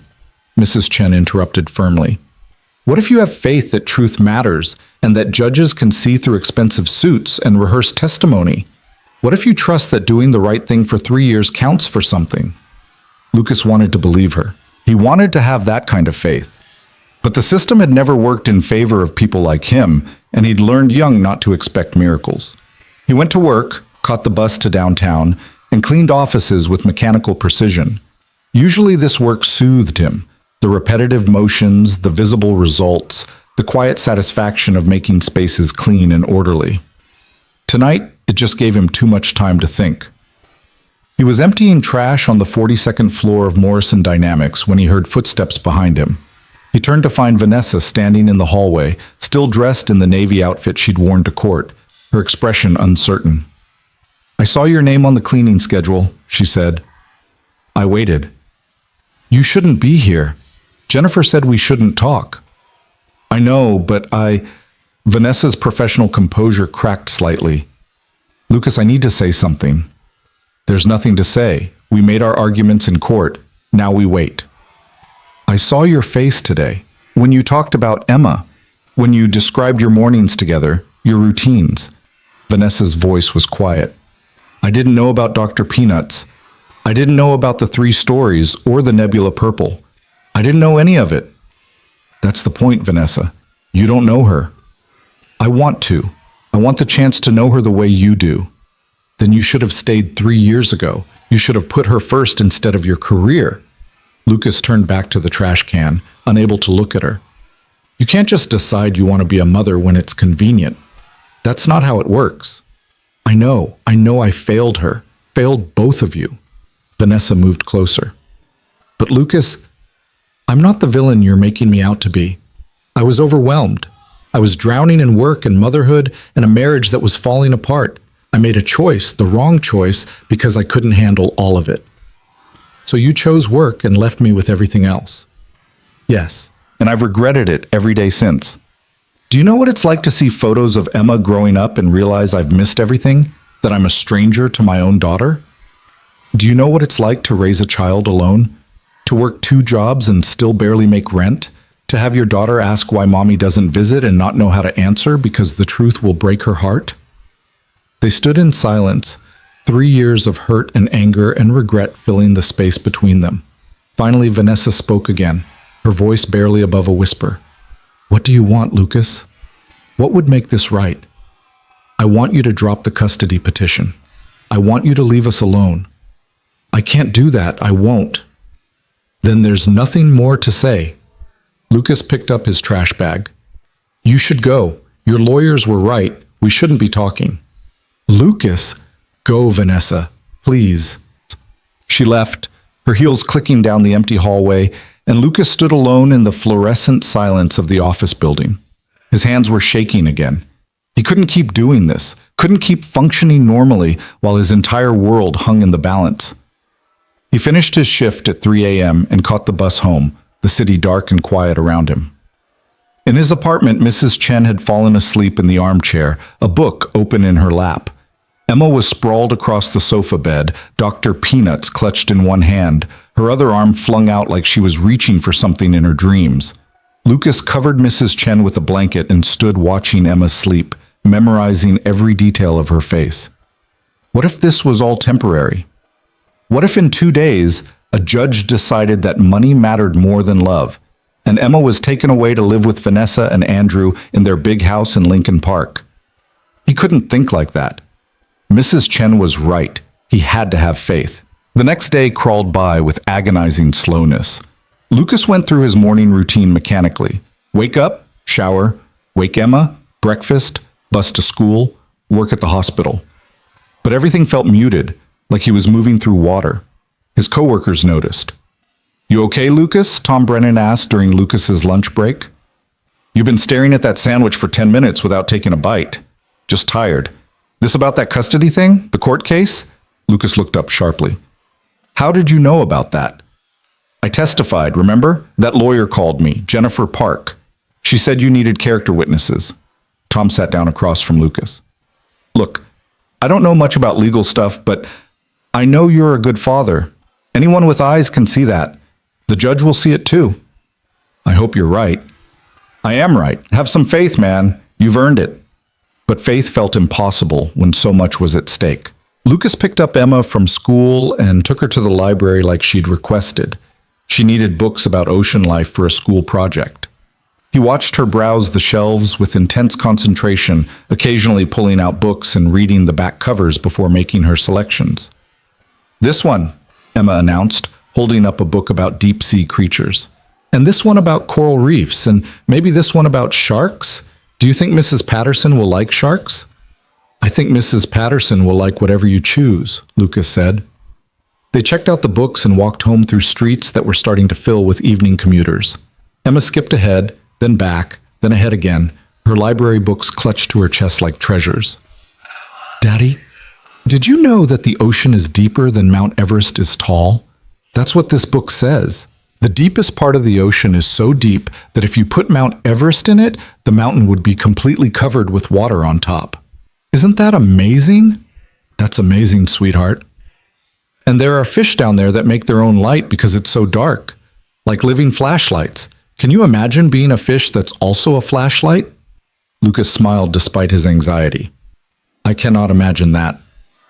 I want to see the deep ocean someday, maybe before I go to space, or maybe after.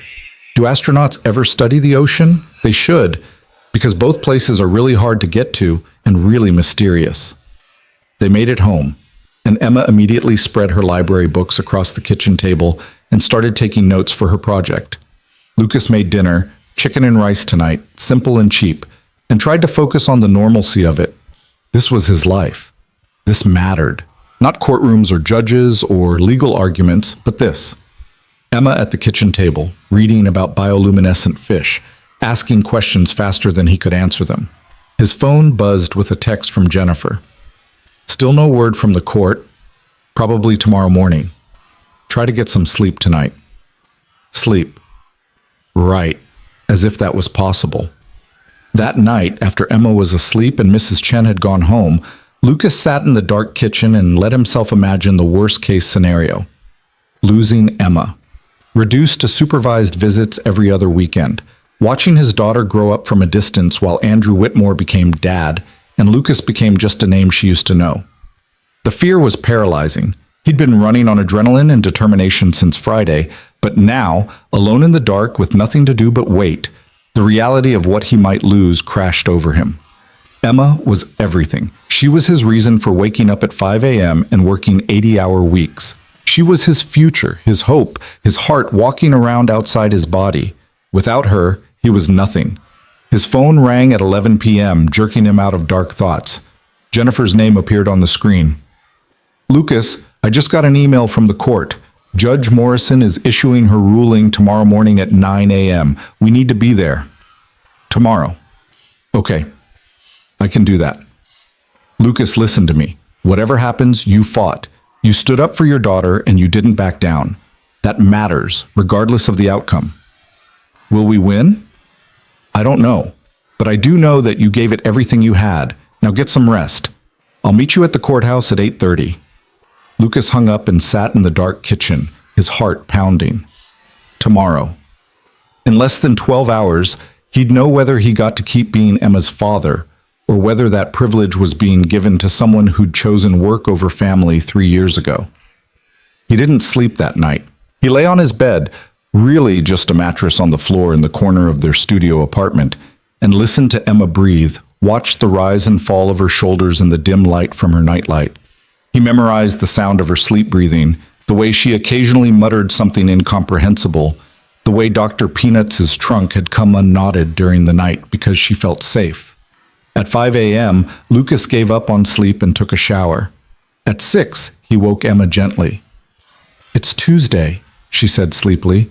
"We have library today. Can I bring my ocean books to show Mrs. Patterson?" "Of course, sweetheart." They went through their morning routine, but Lucas felt like he was watching from outside his body. Emma chattered about her ocean project, about how she was going to make a poster with different ocean zones showing which creatures lived at which depths. Lucas nodded and responded, but his mind was already at the courthouse, already waiting for Judge Morrison's decision. "Daddy, you're not eating your breakfast," Emma observed. "I'm not very hungry this morning." "Are you sick?" "No, baby, just have some things on my mind." "Grown-up things?" "Yeah, grown-up things." Emma studied him seriously, then reached across the table and patted his hand.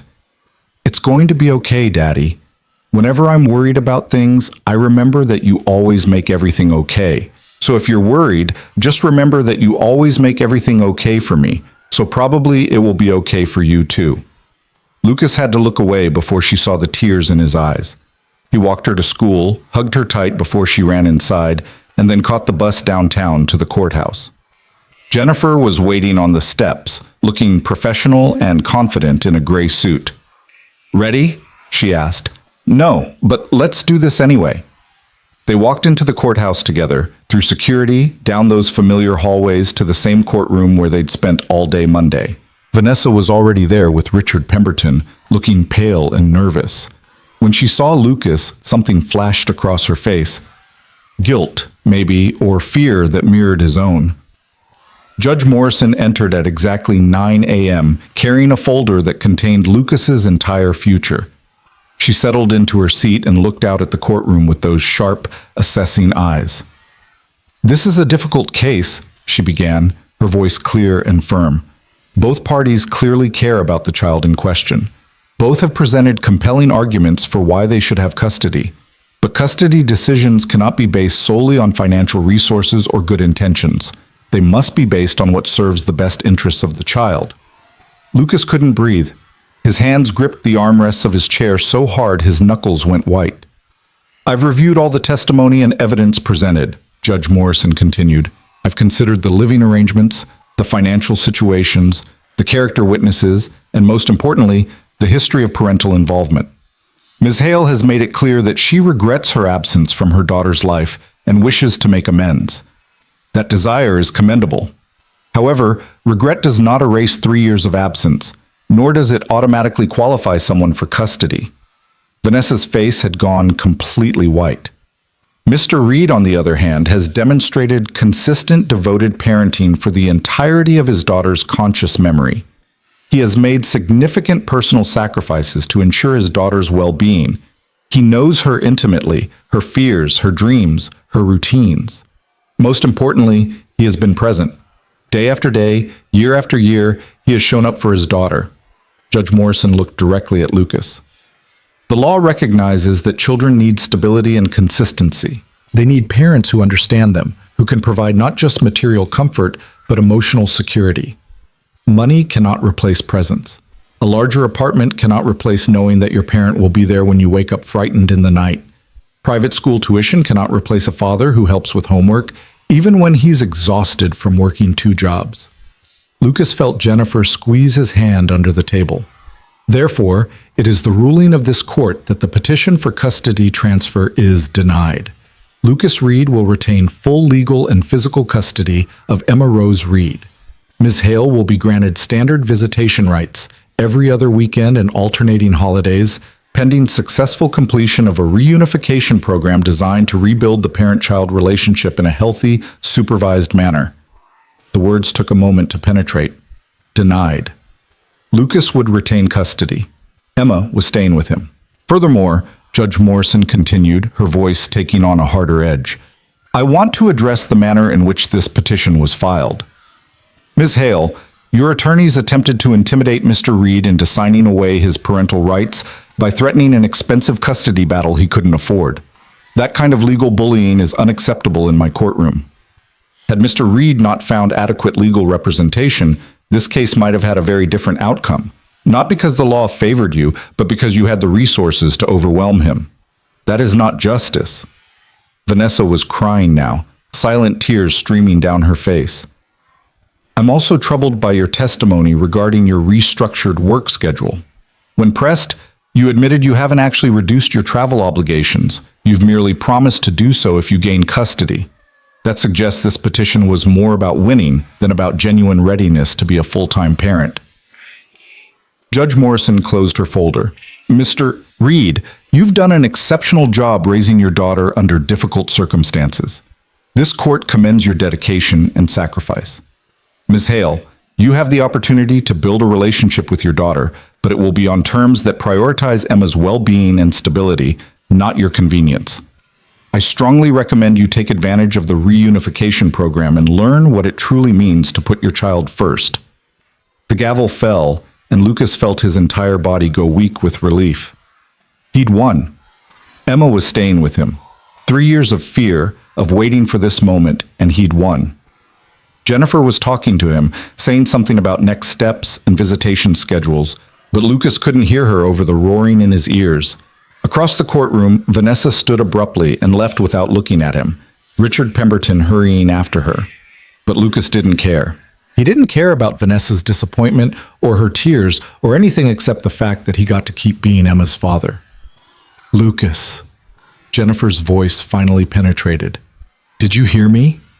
I won. We won. You won. You get to go home to your daughter and tell her everything's okay. Jennifer smiled. You deserve this, Lucas. You earned it. Outside the courthouse, Margaret Sloan was waiting by her limousine. She smiled when she saw Lucas's face. Judge Morrison made the right decision, she said simply. Thank you, Lucas managed, for everything. For the attorney, for believing in me, for... You don't need to thank me. You did the hard part. You showed up for your daughter every day for 3 years. I just made sure you had a fair chance to prove it in court. Margaret pulled out her business card again. Now, about that job offer, are you ready to hear it? Yes. Yes, I think I am. Good. Come see me next Monday. We'll discuss the details then. Margaret's expression softened. Go pick up your daughter from school, Lucas. Tell her she gets to keep sleeping in her own bed, in her own home, with her father who loves her. That's what matters today. Lucas nodded, unable to speak past the emotion clogging his throat. He watched Margaret's limousine pull away, then started walking toward the bus stop. He had 3 hours until school let out, 3 hours to process everything that had happened, 3 hours to let himself feel the full weight of relief and joy and gratitude. He was going to keep being Emma's father. That was all that mattered. Everything else, the job offer from Margaret, the supervised visitation with Vanessa, the future that stretched out ahead of them, all of that could wait. For now, Lucas Reed was going to pick up his daughter from school and tell her that everything was going to be okay. Because for the first time in 3 years, it actually was. Lucas stood outside Sandburg Elementary at exactly 3:15, earlier than he'd ever arrived before. Other parents were clustered in small groups, chatting about carpools and piano lessons and things that belonged to a world Lucas had never quite been part of. He stood apart from them, hands shoved in his jacket pockets, watching the doors and waiting for Emma to appear. When the bell rang and children began streaming out, Lucas's heart started racing. He spotted Emma near the middle of the crowd, her purple backpack bouncing as she walked with another girl, both of them giggling about something. She hadn't seen him yet. For just a moment, Lucas let himself watch her, this beautiful, brilliant little person who wanted to be an astronaut and knew the names of all the dwarf planets and tied Dr. Peanuts' trunk in a knot when she was worried. She was his. Legally, officially, permanently his. Judge Morrison had said so. Daddy! Emma spotted him and broke into a run, her backpack flying behind her. You're here early! Did you get off work? Lucas caught her in a hug and lifted her off the ground, spinning her once before setting her down. I had some important business this morning. How was school? Good. We started our ocean projects and Mrs. Patterson loved my books, and I got to show everyone the picture of the anglerfish with the light. And Tommy Chen said it looks scary, but I said it's only scary if you're a small fish and we're not small fish, we're humans. So it's actually just cool. Emma paused for breath. Why are you smiling like that? Like what? Like you won something. You have your winning face. Lucas knelt down so he was eye level with her. That's because I did win something. Something really important. What did you win? I won the right to keep being your dad forever, no matter what. Emma's forehead wrinkled in confusion. You're already my dad. You can't win something you already have. You're absolutely right. I was already your dad. But now it's official in a way that means nobody can ever change it. Lucas took her hands in his. Remember how I had those important grown-up meetings? Well, they were all about making sure you and I get to stay together. And today, a very smart judge decided that we belong together. That our little apartment and our routines and our life together is exactly right. Were you worried we wouldn't stay together? Lucas hesitated. He'd tried so hard to keep his fear from touching Emma, to protect her from the weight of what had been at stake, but she deserved honesty. Yes, he said quietly. I was very worried. But I don't have to worry anymore. Emma threw her arms around his neck and hugged him tight. I wasn't worried. I knew we'd stay together. You always make everything okay. They walked home together, Emma chattering about her ocean project and a game she'd played at recess. Lucas listened to every word, memorizing the sound of her voice, the way she skipped every few steps, the way she pointed out interesting things. A dog wearing a sweater, a bird sitting on a traffic light, clouds that looked like they might bring snow. This was his life. This simple, beautiful, ordinary life that had almost been taken away. Mrs. Chen was waiting in the hallway when they arrived home, her expression anxious. Well? We won, Lucas said, and his voice broke on the words. She's mine. Officially, legally mine. Mrs. Chen's eyes filled with tears. Of course you won. Any judge with sense could see where that child belongs. She pulled Lucas into a hug, then Emma. This calls for a celebration. I'm making my special dumplings for dinner. Lucas, you go rest. You look exhausted. I am exhausted. Lucas realized it was true. The adrenaline that had been carrying him for days was finally fading, leaving behind bone-deep weariness. But I have to work tonight. No, you don't. You call in sick, you stay home with your daughter, and you celebrate. Mrs. Chen's tone left no room for argument. One night off won't ruin you, and that child needs her father tonight. Lucas wanted to argue. He couldn't afford to miss a shift, couldn't afford to lose the money, but Emma was looking at him with such hope that he found himself nodding. Okay, one night off. He called his supervisor at the cleaning company, explained he had a family emergency, and accepted the disapproving silence on the other end of the line. It didn't matter. Tonight, he was going to be present for his daughter in a way he rarely got to be on weeknights. No rushing off to a second shift. No exhaustion pulling at the edges of everything. Just time together.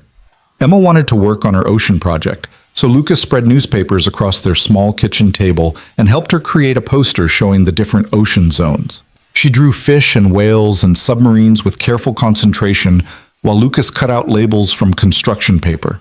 Mrs. Chen brought over dumplings at 6, and they ate together, the three of them crowded around the table, Emma explaining her poster in detail while Mrs. Chen asked questions that made Emma think deeper about what she'd learned. The midnight zone is so deep that no light reaches it at all, Emma said, pointing to the darkest section of her poster. But fish still live there. They adapt. That's what Mrs. Patterson says. Living things are really good at adapting to hard situations. Lucas met Mrs. Chen's eyes across the table and saw his own emotion reflected there. Living things are really good at adapting to hard situations. That had been their life for 3 years. Adapting, surviving, making do with less than enough and somehow turning it into more than enough because of the love that filled the spaces where money couldn't reach. After dinner, they played a board game Emma had gotten for her birthday. Something about building space stations that Lucas didn't entirely understand, but Emma explained with patient detail. At 7:30, bath time came and went with the usual routine. 3 stories at 8, Emma chose all space books tonight, including one about Mae Jemison that they'd read a dozen times before. Daddy, Emma said as Lucas was tucking her in, are you happy? So happy, sweetheart. The happiest I've been in a long time. Good, because you deserve to be happy. You work really hard and you're really nice and you make the best dinosaur macaroni. Emma paused, considering. Well, maybe not the best. Mrs. Chen's is pretty good too, but yours is the best that a dad makes." Lucas laughed, the sound surprising him. When was the last time he'd laughed like that, freely and without the weight of worry pressing down? "I'll take it. Best dad-made dinosaur macaroni." "I love you, Daddy." "I love you too, Emma Rose, more than all the stars in the sky." "That's a lot of stars. There are like billions and billions." "Exactly. That's how much I love you." Emma fell asleep within minutes, her day of school and excitement catching up with her. Lucas sat on the edge of the sofa bed for a long time, just watching her sleep, letting himself feel the full weight of relief. She was his. She was staying. Tomorrow would come with all its usual challenges, bills to pay, jobs to work, a life that was still financially precarious, but Emma would be there through all of it. His phone buzzed with a text from Jennifer. "Congratulations again. The formal custody order will be filed within a week. Vanessa's visitation schedule starts in 2 weeks after she completes the first session of the reunification program. If you have any questions, call me." Lucas typed back a thank you, then set his phone aside. He thought about Vanessa, about the look on her face when Judge Morrison had delivered her ruling. There had been genuine pain there, genuine regret. Lucas didn't hate her. He'd stopped hating her a long time ago, when he'd realized that anger took energy he needed for Emma. But he didn't forgive her either, not yet. Maybe someday when Emma was old enough to understand what had happened and could make her own choices about her relationship with her mother. For now, supervised visitation was exactly right. The weekend passed in a blur of normalcy that felt miraculous precisely because it was so ordinary. Saturday morning pancakes that Emma helped make, resulting in batter on the ceiling and laughter that made the mess worthwhile. An afternoon at the public library, Emma checking out more books about ocean life and one about female astronauts. Sunday was laundry and grocery shopping and meal prep for the week ahead. Tasks that had always felt like burdens but now felt like privileges because they were tasks he got to do with Emma by his side. Monday morning came too quickly. Lucas woke at 5 a.m. as always, showered, woke Emma at 6. She was grumpy this morning, not wanting to get up, and Lucas had to coax her with promises of French toast. They went through their morning routine, caught the bus to school, and Lucas felt the familiar rhythm of his life settling back into place. Except today was different, because at 10 a.m., he had an appointment at Morrison Dynamics with Margaret Sloan herself. Lucas had debated what to wear. He didn't own a suit, hadn't needed one since his wedding 7 years ago, and that suit had long since been donated to Goodwill when money got tight. He settled on his best jeans and a button-down shirt Mrs. Chen had ironed for him, hoping he looked at least somewhat presentable. The receptionist at Morrison Dynamics recognized him this time. "Mr. Reed, Miss Sloan is expecting you. I'll take you up." The elevator ride to the 60th floor felt longer than it had last time he'd been here. Lucas watched the numbers climb, his stomach twisting with nerves. This was where Vanessa worked, where she'd built her successful career while he'd been home raising Emma. This was the world of people who belonged in corner offices and made $400,000 a year. He didn't belong here. But Margaret had asked him to come, and after everything she'd done for him, he owed her the courtesy of hearing her out. Margaret's office took up the entire corner of the 60th floor, windows on two sides offering panoramic views of Chicago. The furniture was modern and expensive. The art on the walls probably worth more than Lucas made in a year. Margaret herself sat behind a desk that looked like it had been carved from a single piece of dark wood. Her attention focused on her computer screen until the receptionist announced Lucas. "Lucas, come in. Sit down." Margaret gestured to a chair across from her desk. "How are you feeling?" "Like I can breathe for the first time in a week." "Good. That's exactly how you should feel." Margaret closed her laptop and gave Lucas her full attention. "I asked you here because I have a proposition for you. I mentioned it briefly after the hearing, but I want to lay out the specifics now that the custody matter is resolved." "I'm listening." "Morrison Dynamics has a problem. Well, several problems, but one in particular that relates to you. We have brilliant people in every department, engineers, designers, researchers, but we don't have enough people who notice the small things, who think about how systems actually function in practice rather than just in theory. We need people who can spot a water leak before it becomes a flood, who can identify security risks before they become breaches, who understand that excellence is in the details.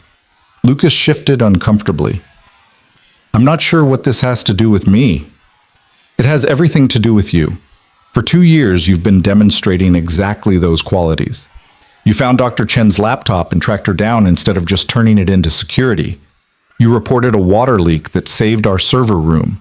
You flagged a stolen security badge that prevented industrial espionage. Those aren't the actions of someone who just cleans offices, Lucas. Those are the actions of someone who thinks critically, solves problems, and takes initiative. I just did what seemed right. Exactly. And that instinct to do what's right even when it's inconvenient, even when there's no immediate reward, that's rare. I want to hire you for a new position I'm creating. It's called Facilities Operations Manager. You'd oversee all our building operations, maintenance, security, vendor relationships, safety protocols. You'd be the person who makes sure all the small details are handled before they become big problems. Lucas stared at her. I don't have a college degree. I don't have any management experience. You have 2 years of demonstrated excellence in noticing what others miss. You have integrity and work ethic. The rest, you can learn. Margaret slid a folder across the desk. This is the job description and the salary offer. Take a look. Lucas opened the folder with trembling hands. The salary figure jumped out at him. $65,000 annually, plus benefits. Health insurance, retirement matching, paid time off. It was nearly double what he made working 80 hours a week at 2 jobs. This can't be real, Lucas said quietly. It's very real. You'd work normal business hours, 8 to 5, Monday through Friday, no more night shifts, no more exhausting yourself trying to make ends meet.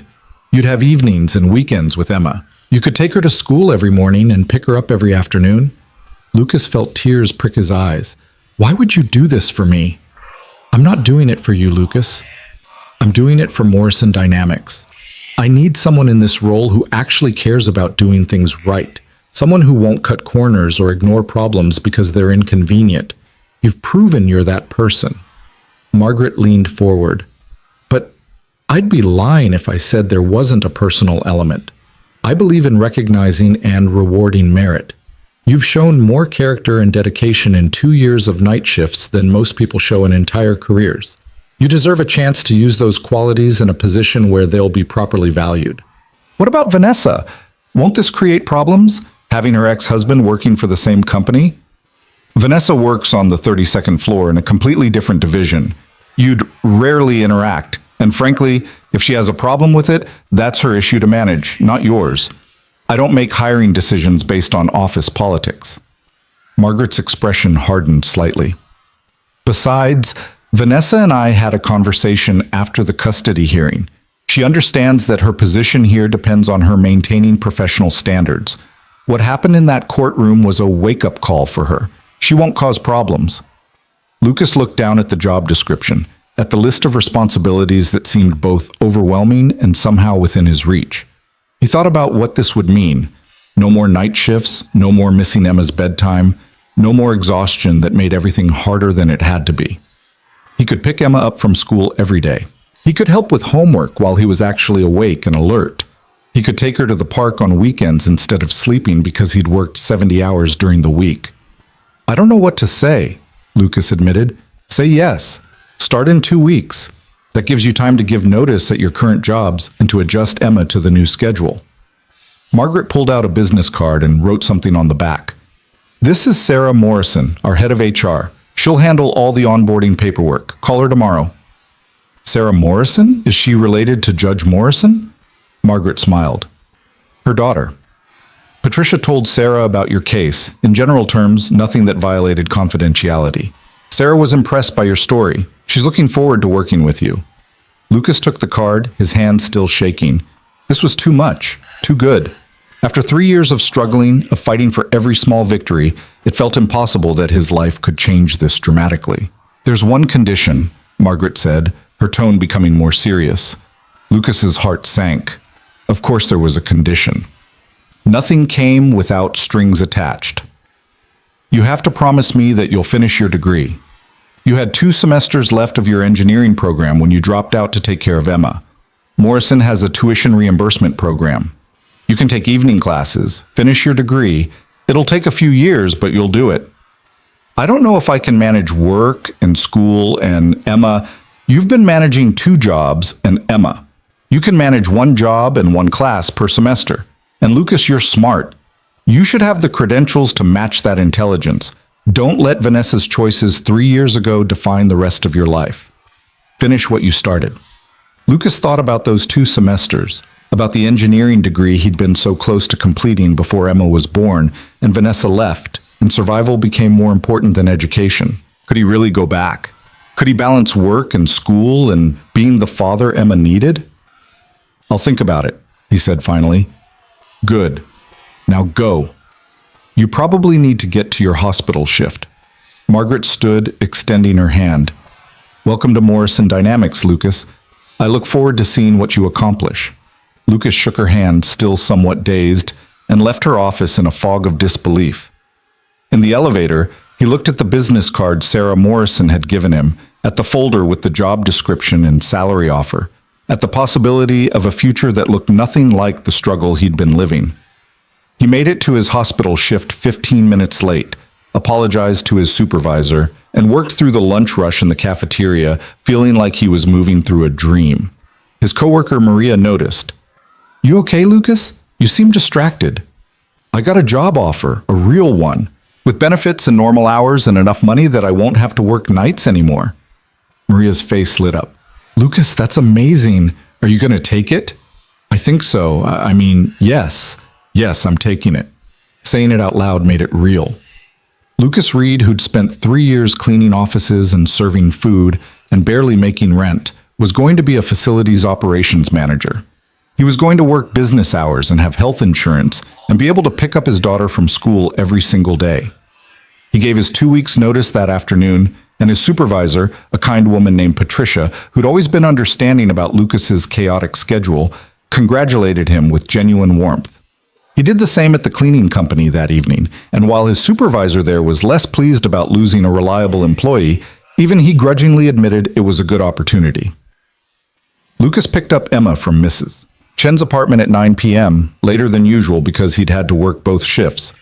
How was your day, Daddy? Pretty incredible, actually. Come on, let's go home. I have something to tell you. In their small apartment, Emma settled on the sofa bed with Dr. Peanuts while Lucas sat beside her. Remember how I had to go to that important meeting this morning? Well, it was a job interview, sort of, and I got offered a new job. A new job? But you already have 2 jobs. I'm going to quit both of those jobs and take this new one. It pays better, and I'll only work during the day, which means I can pick you up from school every afternoon. Emma's eyes went wide. Every afternoon? Even Tuesdays and Thursdays? Every single afternoon, and I'll be home for dinner every night, and on weekends I won't be so tired anymore. Emma threw her arms around him. Daddy, that's the best news ever. Does this mean we're not poor anymore? The question hit Lucas in the chest. He hadn't realized Emma thought of them as poor, though of course she did. She was smart enough to understand that they had less than other families, that Lucas worked constantly and they still had to be careful with money. We're going to be more comfortable, Lucas said carefully. We'll still have to be smart with money, but we won't have to worry as much. Maybe we can even save up for a bigger apartment. I don't want a bigger apartment. I like this one. It's ours. Emma pulled back to look at him seriously. But maybe we could get a door for the bathroom instead of a curtain. That would be nice. Lucas laughed, pulling her close again. Yeah, sweetheart. We can definitely get a door for the bathroom. The next 2 weeks passed in a blur of transitions. Lucas worked his final shifts at both jobs, said goodbye to coworkers who'd become friends, and completed the onboarding process at Morrison Dynamics. Sarah Morrison turned out to be as kind as her mother, walking Lucas through benefits enrollment and answering his questions with patience. Your daughter must be excited about the new schedule, Sarah said during one of their meetings. She's already planned out everything we're going to do with all the extra time. Apparently there's a lot of parks we need to visit, and several library branches we haven't explored yet. That's wonderful. Patricia told me a little about your case, just the broad strokes. She was very impressed by you. I was terrified of your mother. She's intimidating, Sarah laughed. She is, but she's also the fairest person I know. If she ruled in your favor, it's because you deserved it. Lucas's first day at Morrison Dynamics felt surreal. He wore new clothes, a button-down shirt and slacks that Sarah had helped him pick out, explaining the company's business casual dress code. He had an office, small, but his own, with a desk and a computer and a window that looked out over the city. He had a nameplate that said Lucas Reed Facilities Operations Manager. The work was challenging but manageable. Lucas spent his first week learning the building systems, meeting with vendors, reviewing safety protocols. He discovered that his years of cleaning offices had given him an intimate knowledge of how the building actually functioned, which elevators were slow, which restrooms had temperamental plumbing, which areas had the best and worst climate control. His new team, a group of maintenance workers and security personnel, were skeptical at first. Lucas had been one of them until recently, and now he was their manager. But he won them over through the same qualities that had impressed Margaret. He listened to their concerns, he solved problems, he remembered details, and he never asked them to do anything he wouldn't do himself. At 3:15 every afternoon, Lucas left work to pick up Emma from school. The first time he arrived at the usual time, but in business clothes instead of his hospital uniform, Emma did a double take. "Daddy, you look fancy." "I look professional. There's a difference." "You look fancy professional, like you're going to a meeting with the president." They walked home together, and Lucas marveled at having the energy to actually listen to Emma's school stories instead of fighting exhaustion. They stopped at the park because they could, because Lucas didn't have to rush home to sleep before a night shift. Emma played on the swings while Lucas sat on a bench and watched, and for the first time in 3 years, he felt like he could breathe deeply. That evening, over dinner, real dinner, cooked fresh because Lucas had time to actually cook, Emma told him about her day in exhaustive detail. Lucas listened to every word, asked follow-up questions, helped her with homework afterward, while he was alert enough to actually be helpful. At bedtime, after 3 stories and lights out, Emma said something that made Lucas's throat tight. "Daddy, I like this better. When you're not so tired all the time." "Me too, sweetheart. Me too." The weeks turned into months. Lucas settled into his new job, exceeding expectations and earning respect from colleagues who'd initially doubted him. He saved money for the first time in years. Not much, but enough that he had a real emergency fund instead of hoping nothing went wrong. He found a new apartment, not in Lincoln Park, but in a safer neighborhood with better schools, a 2-bedroom with an actual door on the bathroom, and space for Emma to have her own room. "Are you sure?" Emma asked when he showed it to her. "It costs more money."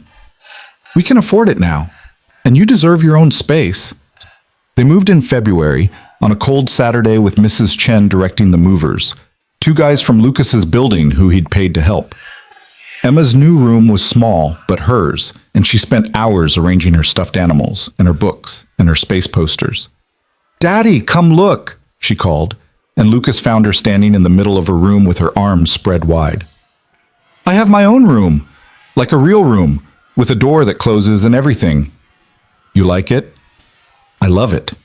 "But Daddy, can you still read me 3 stories at bedtime, even though I have my own room now?"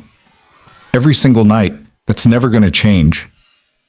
In March, Lucas enrolled in one evening class at the community college, Engineering Fundamentals, picking up where he'd left off 3 years ago.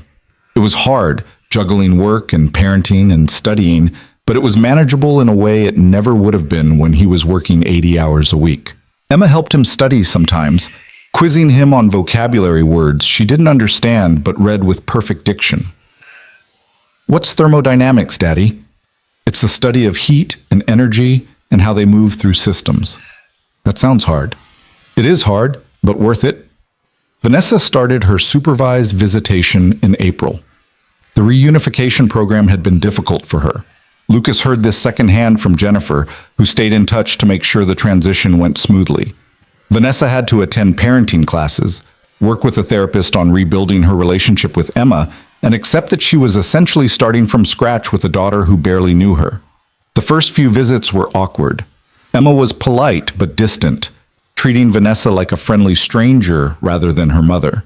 But Vanessa showed up every other weekend without fail, and slowly, tentatively, they began to build something. It wasn't the instant bond Vanessa had probably hoped for, but it was real progress. "Mommy took me to the planetarium," Emma reported after one visit. She said she remembered I like space. She asked a lot of questions about what I want to be when I grow up. That's good. It's good that she's trying. She cried a little. When we were leaving, she said she was sorry she missed so much. Emma looked up at Lucas with those wise eyes that seemed too old for a 7-year-old. I told her it's okay, that you've been taking care of me and we're doing fine. Was that the right thing to say? That was perfect, sweetheart. You're allowed to be honest about your feelings. By summer, Lucas had completed his first class with an A and enrolled in 2 more for fall. Emma finished 2nd grade at the top of her class, her teacher noting in her report card that she was exceptionally bright, curious, and well-adjusted. They spent summer weekends at museums and parks, sometimes joined by Mrs. Chen, who'd become more family than neighbor. In August, Margaret called Lucas to her office. "How are you settling in?" she asked. "Really well. I think I'm actually getting the hang of this. More than that, you've reduced our facilities costs by 15% while improving response times and safety ratings. You've implemented new protocols that other divisions are asking to copy. Lucas, you're exceeding every expectation I had, and I had high expectations." "Thank you. I'm just trying to do the job well." "You're doing more than the job. You're improving the entire operation." Margaret pulled out another folder. "Which is why I'd like to offer you a promotion, Director of Facilities Operations. It comes with a substantial raise and expanded responsibilities. What do you think?" Lucas thought about how far he'd come in 9 months, from a janitor barely making rent to a director at a major corporation, from a father terrified of losing his daughter to a man with custody, stability, and a future. "I think I'd be honored to accept." "Good. We'll make it official next month." Margaret smiled. "You know, when I first noticed you 2 years ago, I saw someone who did excellent work in a role that others dismiss as unimportant. I wondered what you could accomplish if given a real opportunity. I'm glad I got to find out. I'm glad you took a chance on me." "It wasn't a chance, Lucas. It was a calculated bet on someone who'd already proven their worth. And it's paying off exactly as I predicted." That evening, Lucas made Emma's favorite dinner, dinosaur-shaped chicken nuggets and roasted carrots that she'd actually eat, and told her about the promotion. "Does that mean more money?" Emma asked. "It does. Can we get a telescope? A really good one, not just the one we have, but one where I can see the rings of Saturn?" Lucas had been saving for exactly that. "I think we can make that happen." Emma's shriek of joy made Mrs. Chen knock on the wall between their apartments. "Sorry!" Lucas called, laughing. They set up the telescope on their small balcony that night, and Lucas showed Emma how to align it, how to find planets in the night sky. They found Jupiter first, its bands visible even through light pollution. Then Mars, a rust-colored point that made Emma gasp with wonder. "Daddy, I can see it. I can actually see another planet." "You can, and someday maybe you'll visit them." "When I'm an astronaut?" "When you're an astronaut." Emma leaned against him as they stood looking at the stars. "Daddy, are we happy now?" "Yes, sweetheart. We're very happy." "Good, because I was thinking, we've been through some hard stuff, but we're okay now. We're better than okay." Lucas wrapped his arm around her shoulders. This brilliant daughter, who understood far more than most 7-year-olds should have to understand. She was right. They'd been through hard stuff, poverty, custody battles, uncertainty about the future, but they'd come through it together, stronger for the struggle. In October, Lucas ran into Vanessa in the Morrison Dynamics lobby. They hadn't spoken directly since the custody hearing, communicating only through Jennifer about visitation schedules. She looked the same, polished, professional, confident in her expensive clothes and perfect hair. But something in her expression was different, softer, maybe, more uncertain. "Lucas." "Hi." "Vanessa." They stood in awkward silence for a moment. Finally, Vanessa spoke. "I heard about your promotion. Congratulations." "Thank you." "Emma told me about the telescope you bought her. She talked about Saturn's rings for 20 minutes during our last visit." Vanessa's smile was tentative. "She's an amazing kid." "Yes, she is." "You've done an incredible job raising her." Vanessa's voice caught. "I'm sorry for everything, for leaving, for the custody battle, for not recognizing what I was giving up until it was too late." Lucas studied her face, looking for manipulation or calculation, but all he saw was genuine regret. I appreciate that. I know I don't deserve another chance, but I'm trying, with the visits. I'm really trying to be the mother she deserves. I can see that. Emma's told me how you've been showing up, asking questions, learning about her interests. Lucas paused. Keep doing that. Keep being consistent. That's what she needs. I will, I promise. Vanessa blinked back tears. She's lucky to have you, Lucas. I was an idiot not to see that years ago. She has both of us now. Different roles, but we're both in her life. Thank you for letting me be part of it, even after everything. They parted ways, and Lucas felt something shift inside him. Not forgiveness exactly, but the beginning of something that might become forgiveness eventually. Vanessa was trying. That had to count for something. December came with the first real snow, and Lucas took Emma ice skating at Millennium Park. She fell constantly, laughing every time, insisting on getting back up. Lucas held her hands and helped her glide across the ice, and watching her determination reminded him of where they'd been a year ago, standing in a courthouse, fighting for their right to stay together. Christmas was different this year. Lucas could afford presents without maxing out credit cards. He bought Emma the complete set of space exploration books she'd been wanting, a new winter coat because she'd outgrown the old one, and art supplies because she'd developed an interest in painting nebulae. But the best gift was time. A whole week off from work that Lucas spent entirely with Emma, visiting museums and watching movies and building an elaborate Lego space station that took over their living room. On Christmas evening, after Emma was asleep, Lucas sat in their quiet apartment and took stock of everything that had changed in 1 year. A year ago, he'd been a janitor working 2 jobs, terrified of losing his daughter, living in a studio apartment with a curtain for a bathroom door. Now he was a director at a major corporation, had a 2-bedroom apartment in a safe neighborhood, was taking college classes again, and had full custody of his daughter with a peaceful co-parenting arrangement with his ex-wife. It felt like someone else's life, like he'd stepped through a door into a different reality. But it was his life. He'd earned it through years of showing up, working hard, doing the right thing even when it was difficult. Margaret had given him an opportunity, but Lucas had proven he deserved it. New Year's Eve found Lucas and Emma on their balcony with the telescope, counting down to midnight while searching for constellations.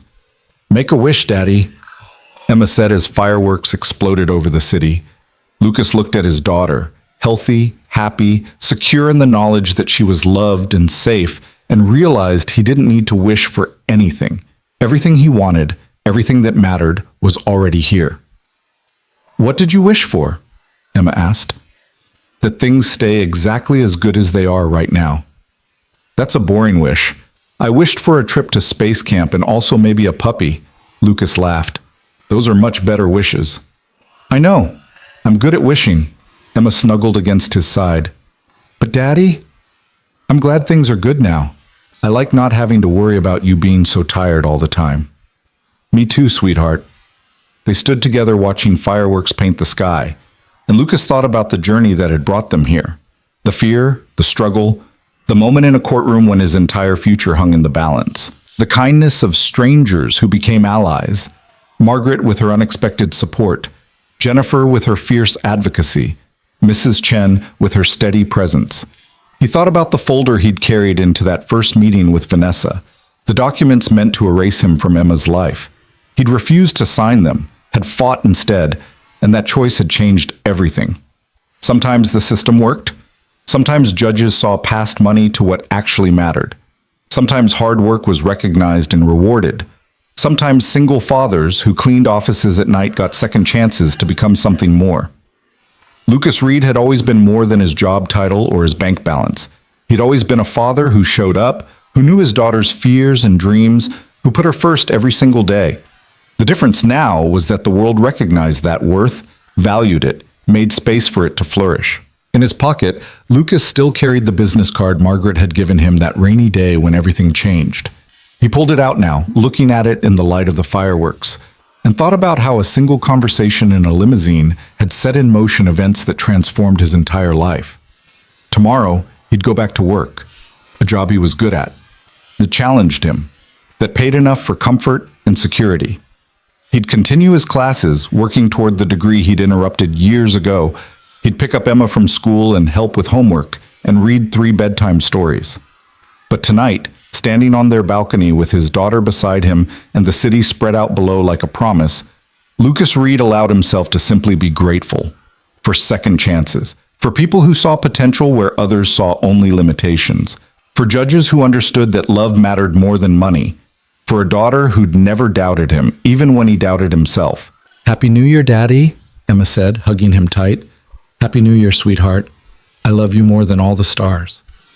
"That's still a lot of stars. That's still exactly how much I love you." They went inside as the last of the fireworks faded, Emma already planning tomorrow's activities, Lucas already looking forward to every ordinary, extraordinary moment of the life they'd built together. A life that had almost been taken away, but had instead become more full and rich than Lucas had ever dared to imagine. He tucked Emma into bed in her own room, a room with a door and space for her dreams, and kissed her forehead. "Daddy?" Emma's voice was sleepy. "Are you happy?" "So happy I can barely stand it." "Good. You deserve to be happy. You're the best daddy in the whole world. And you're the best daughter. Sleep well," Emma rose. Lucas closed her door gently and walked back to the living room. On his small desk, the one he used for college assignments, sat his textbooks and notes, evidence of the future he was building. On the refrigerator hung Emma's latest drawing, a family portrait that showed Lucas and Emma holding hands under a sky full of stars, both of them smiling. This was his life now. Not perfect, but good. Not easy, but manageable. Not what he'd planned 7 years ago when he'd held his newborn daughter and promised to always be there for her. It was better. Because Lucas Reed had learned that showing up mattered, that character counted. That love, real love that showed up every single day regardless of circumstance, was the most valuable thing a person could give. He'd shown up for Emma every day for 7 years. And finally, gloriously, the world had shown up for him in return. Lucas turned off the lights and went to bed, falling asleep almost immediately for the first time in years. He slept deeply, dreamlessly, the sleep of a man who'd fought his battles and won, who'd proven his worth and been recognized for it, who'd loved fiercely and been loved in return. Tomorrow would bring new challenges, new opportunities, new moments to prove himself. But tonight, Lucas Reed rested in the certainty that he was exactly where he belonged, doing exactly what he was meant to do, with exactly the person who mattered most sleeping safely in the next room. And that was enough. That was everything.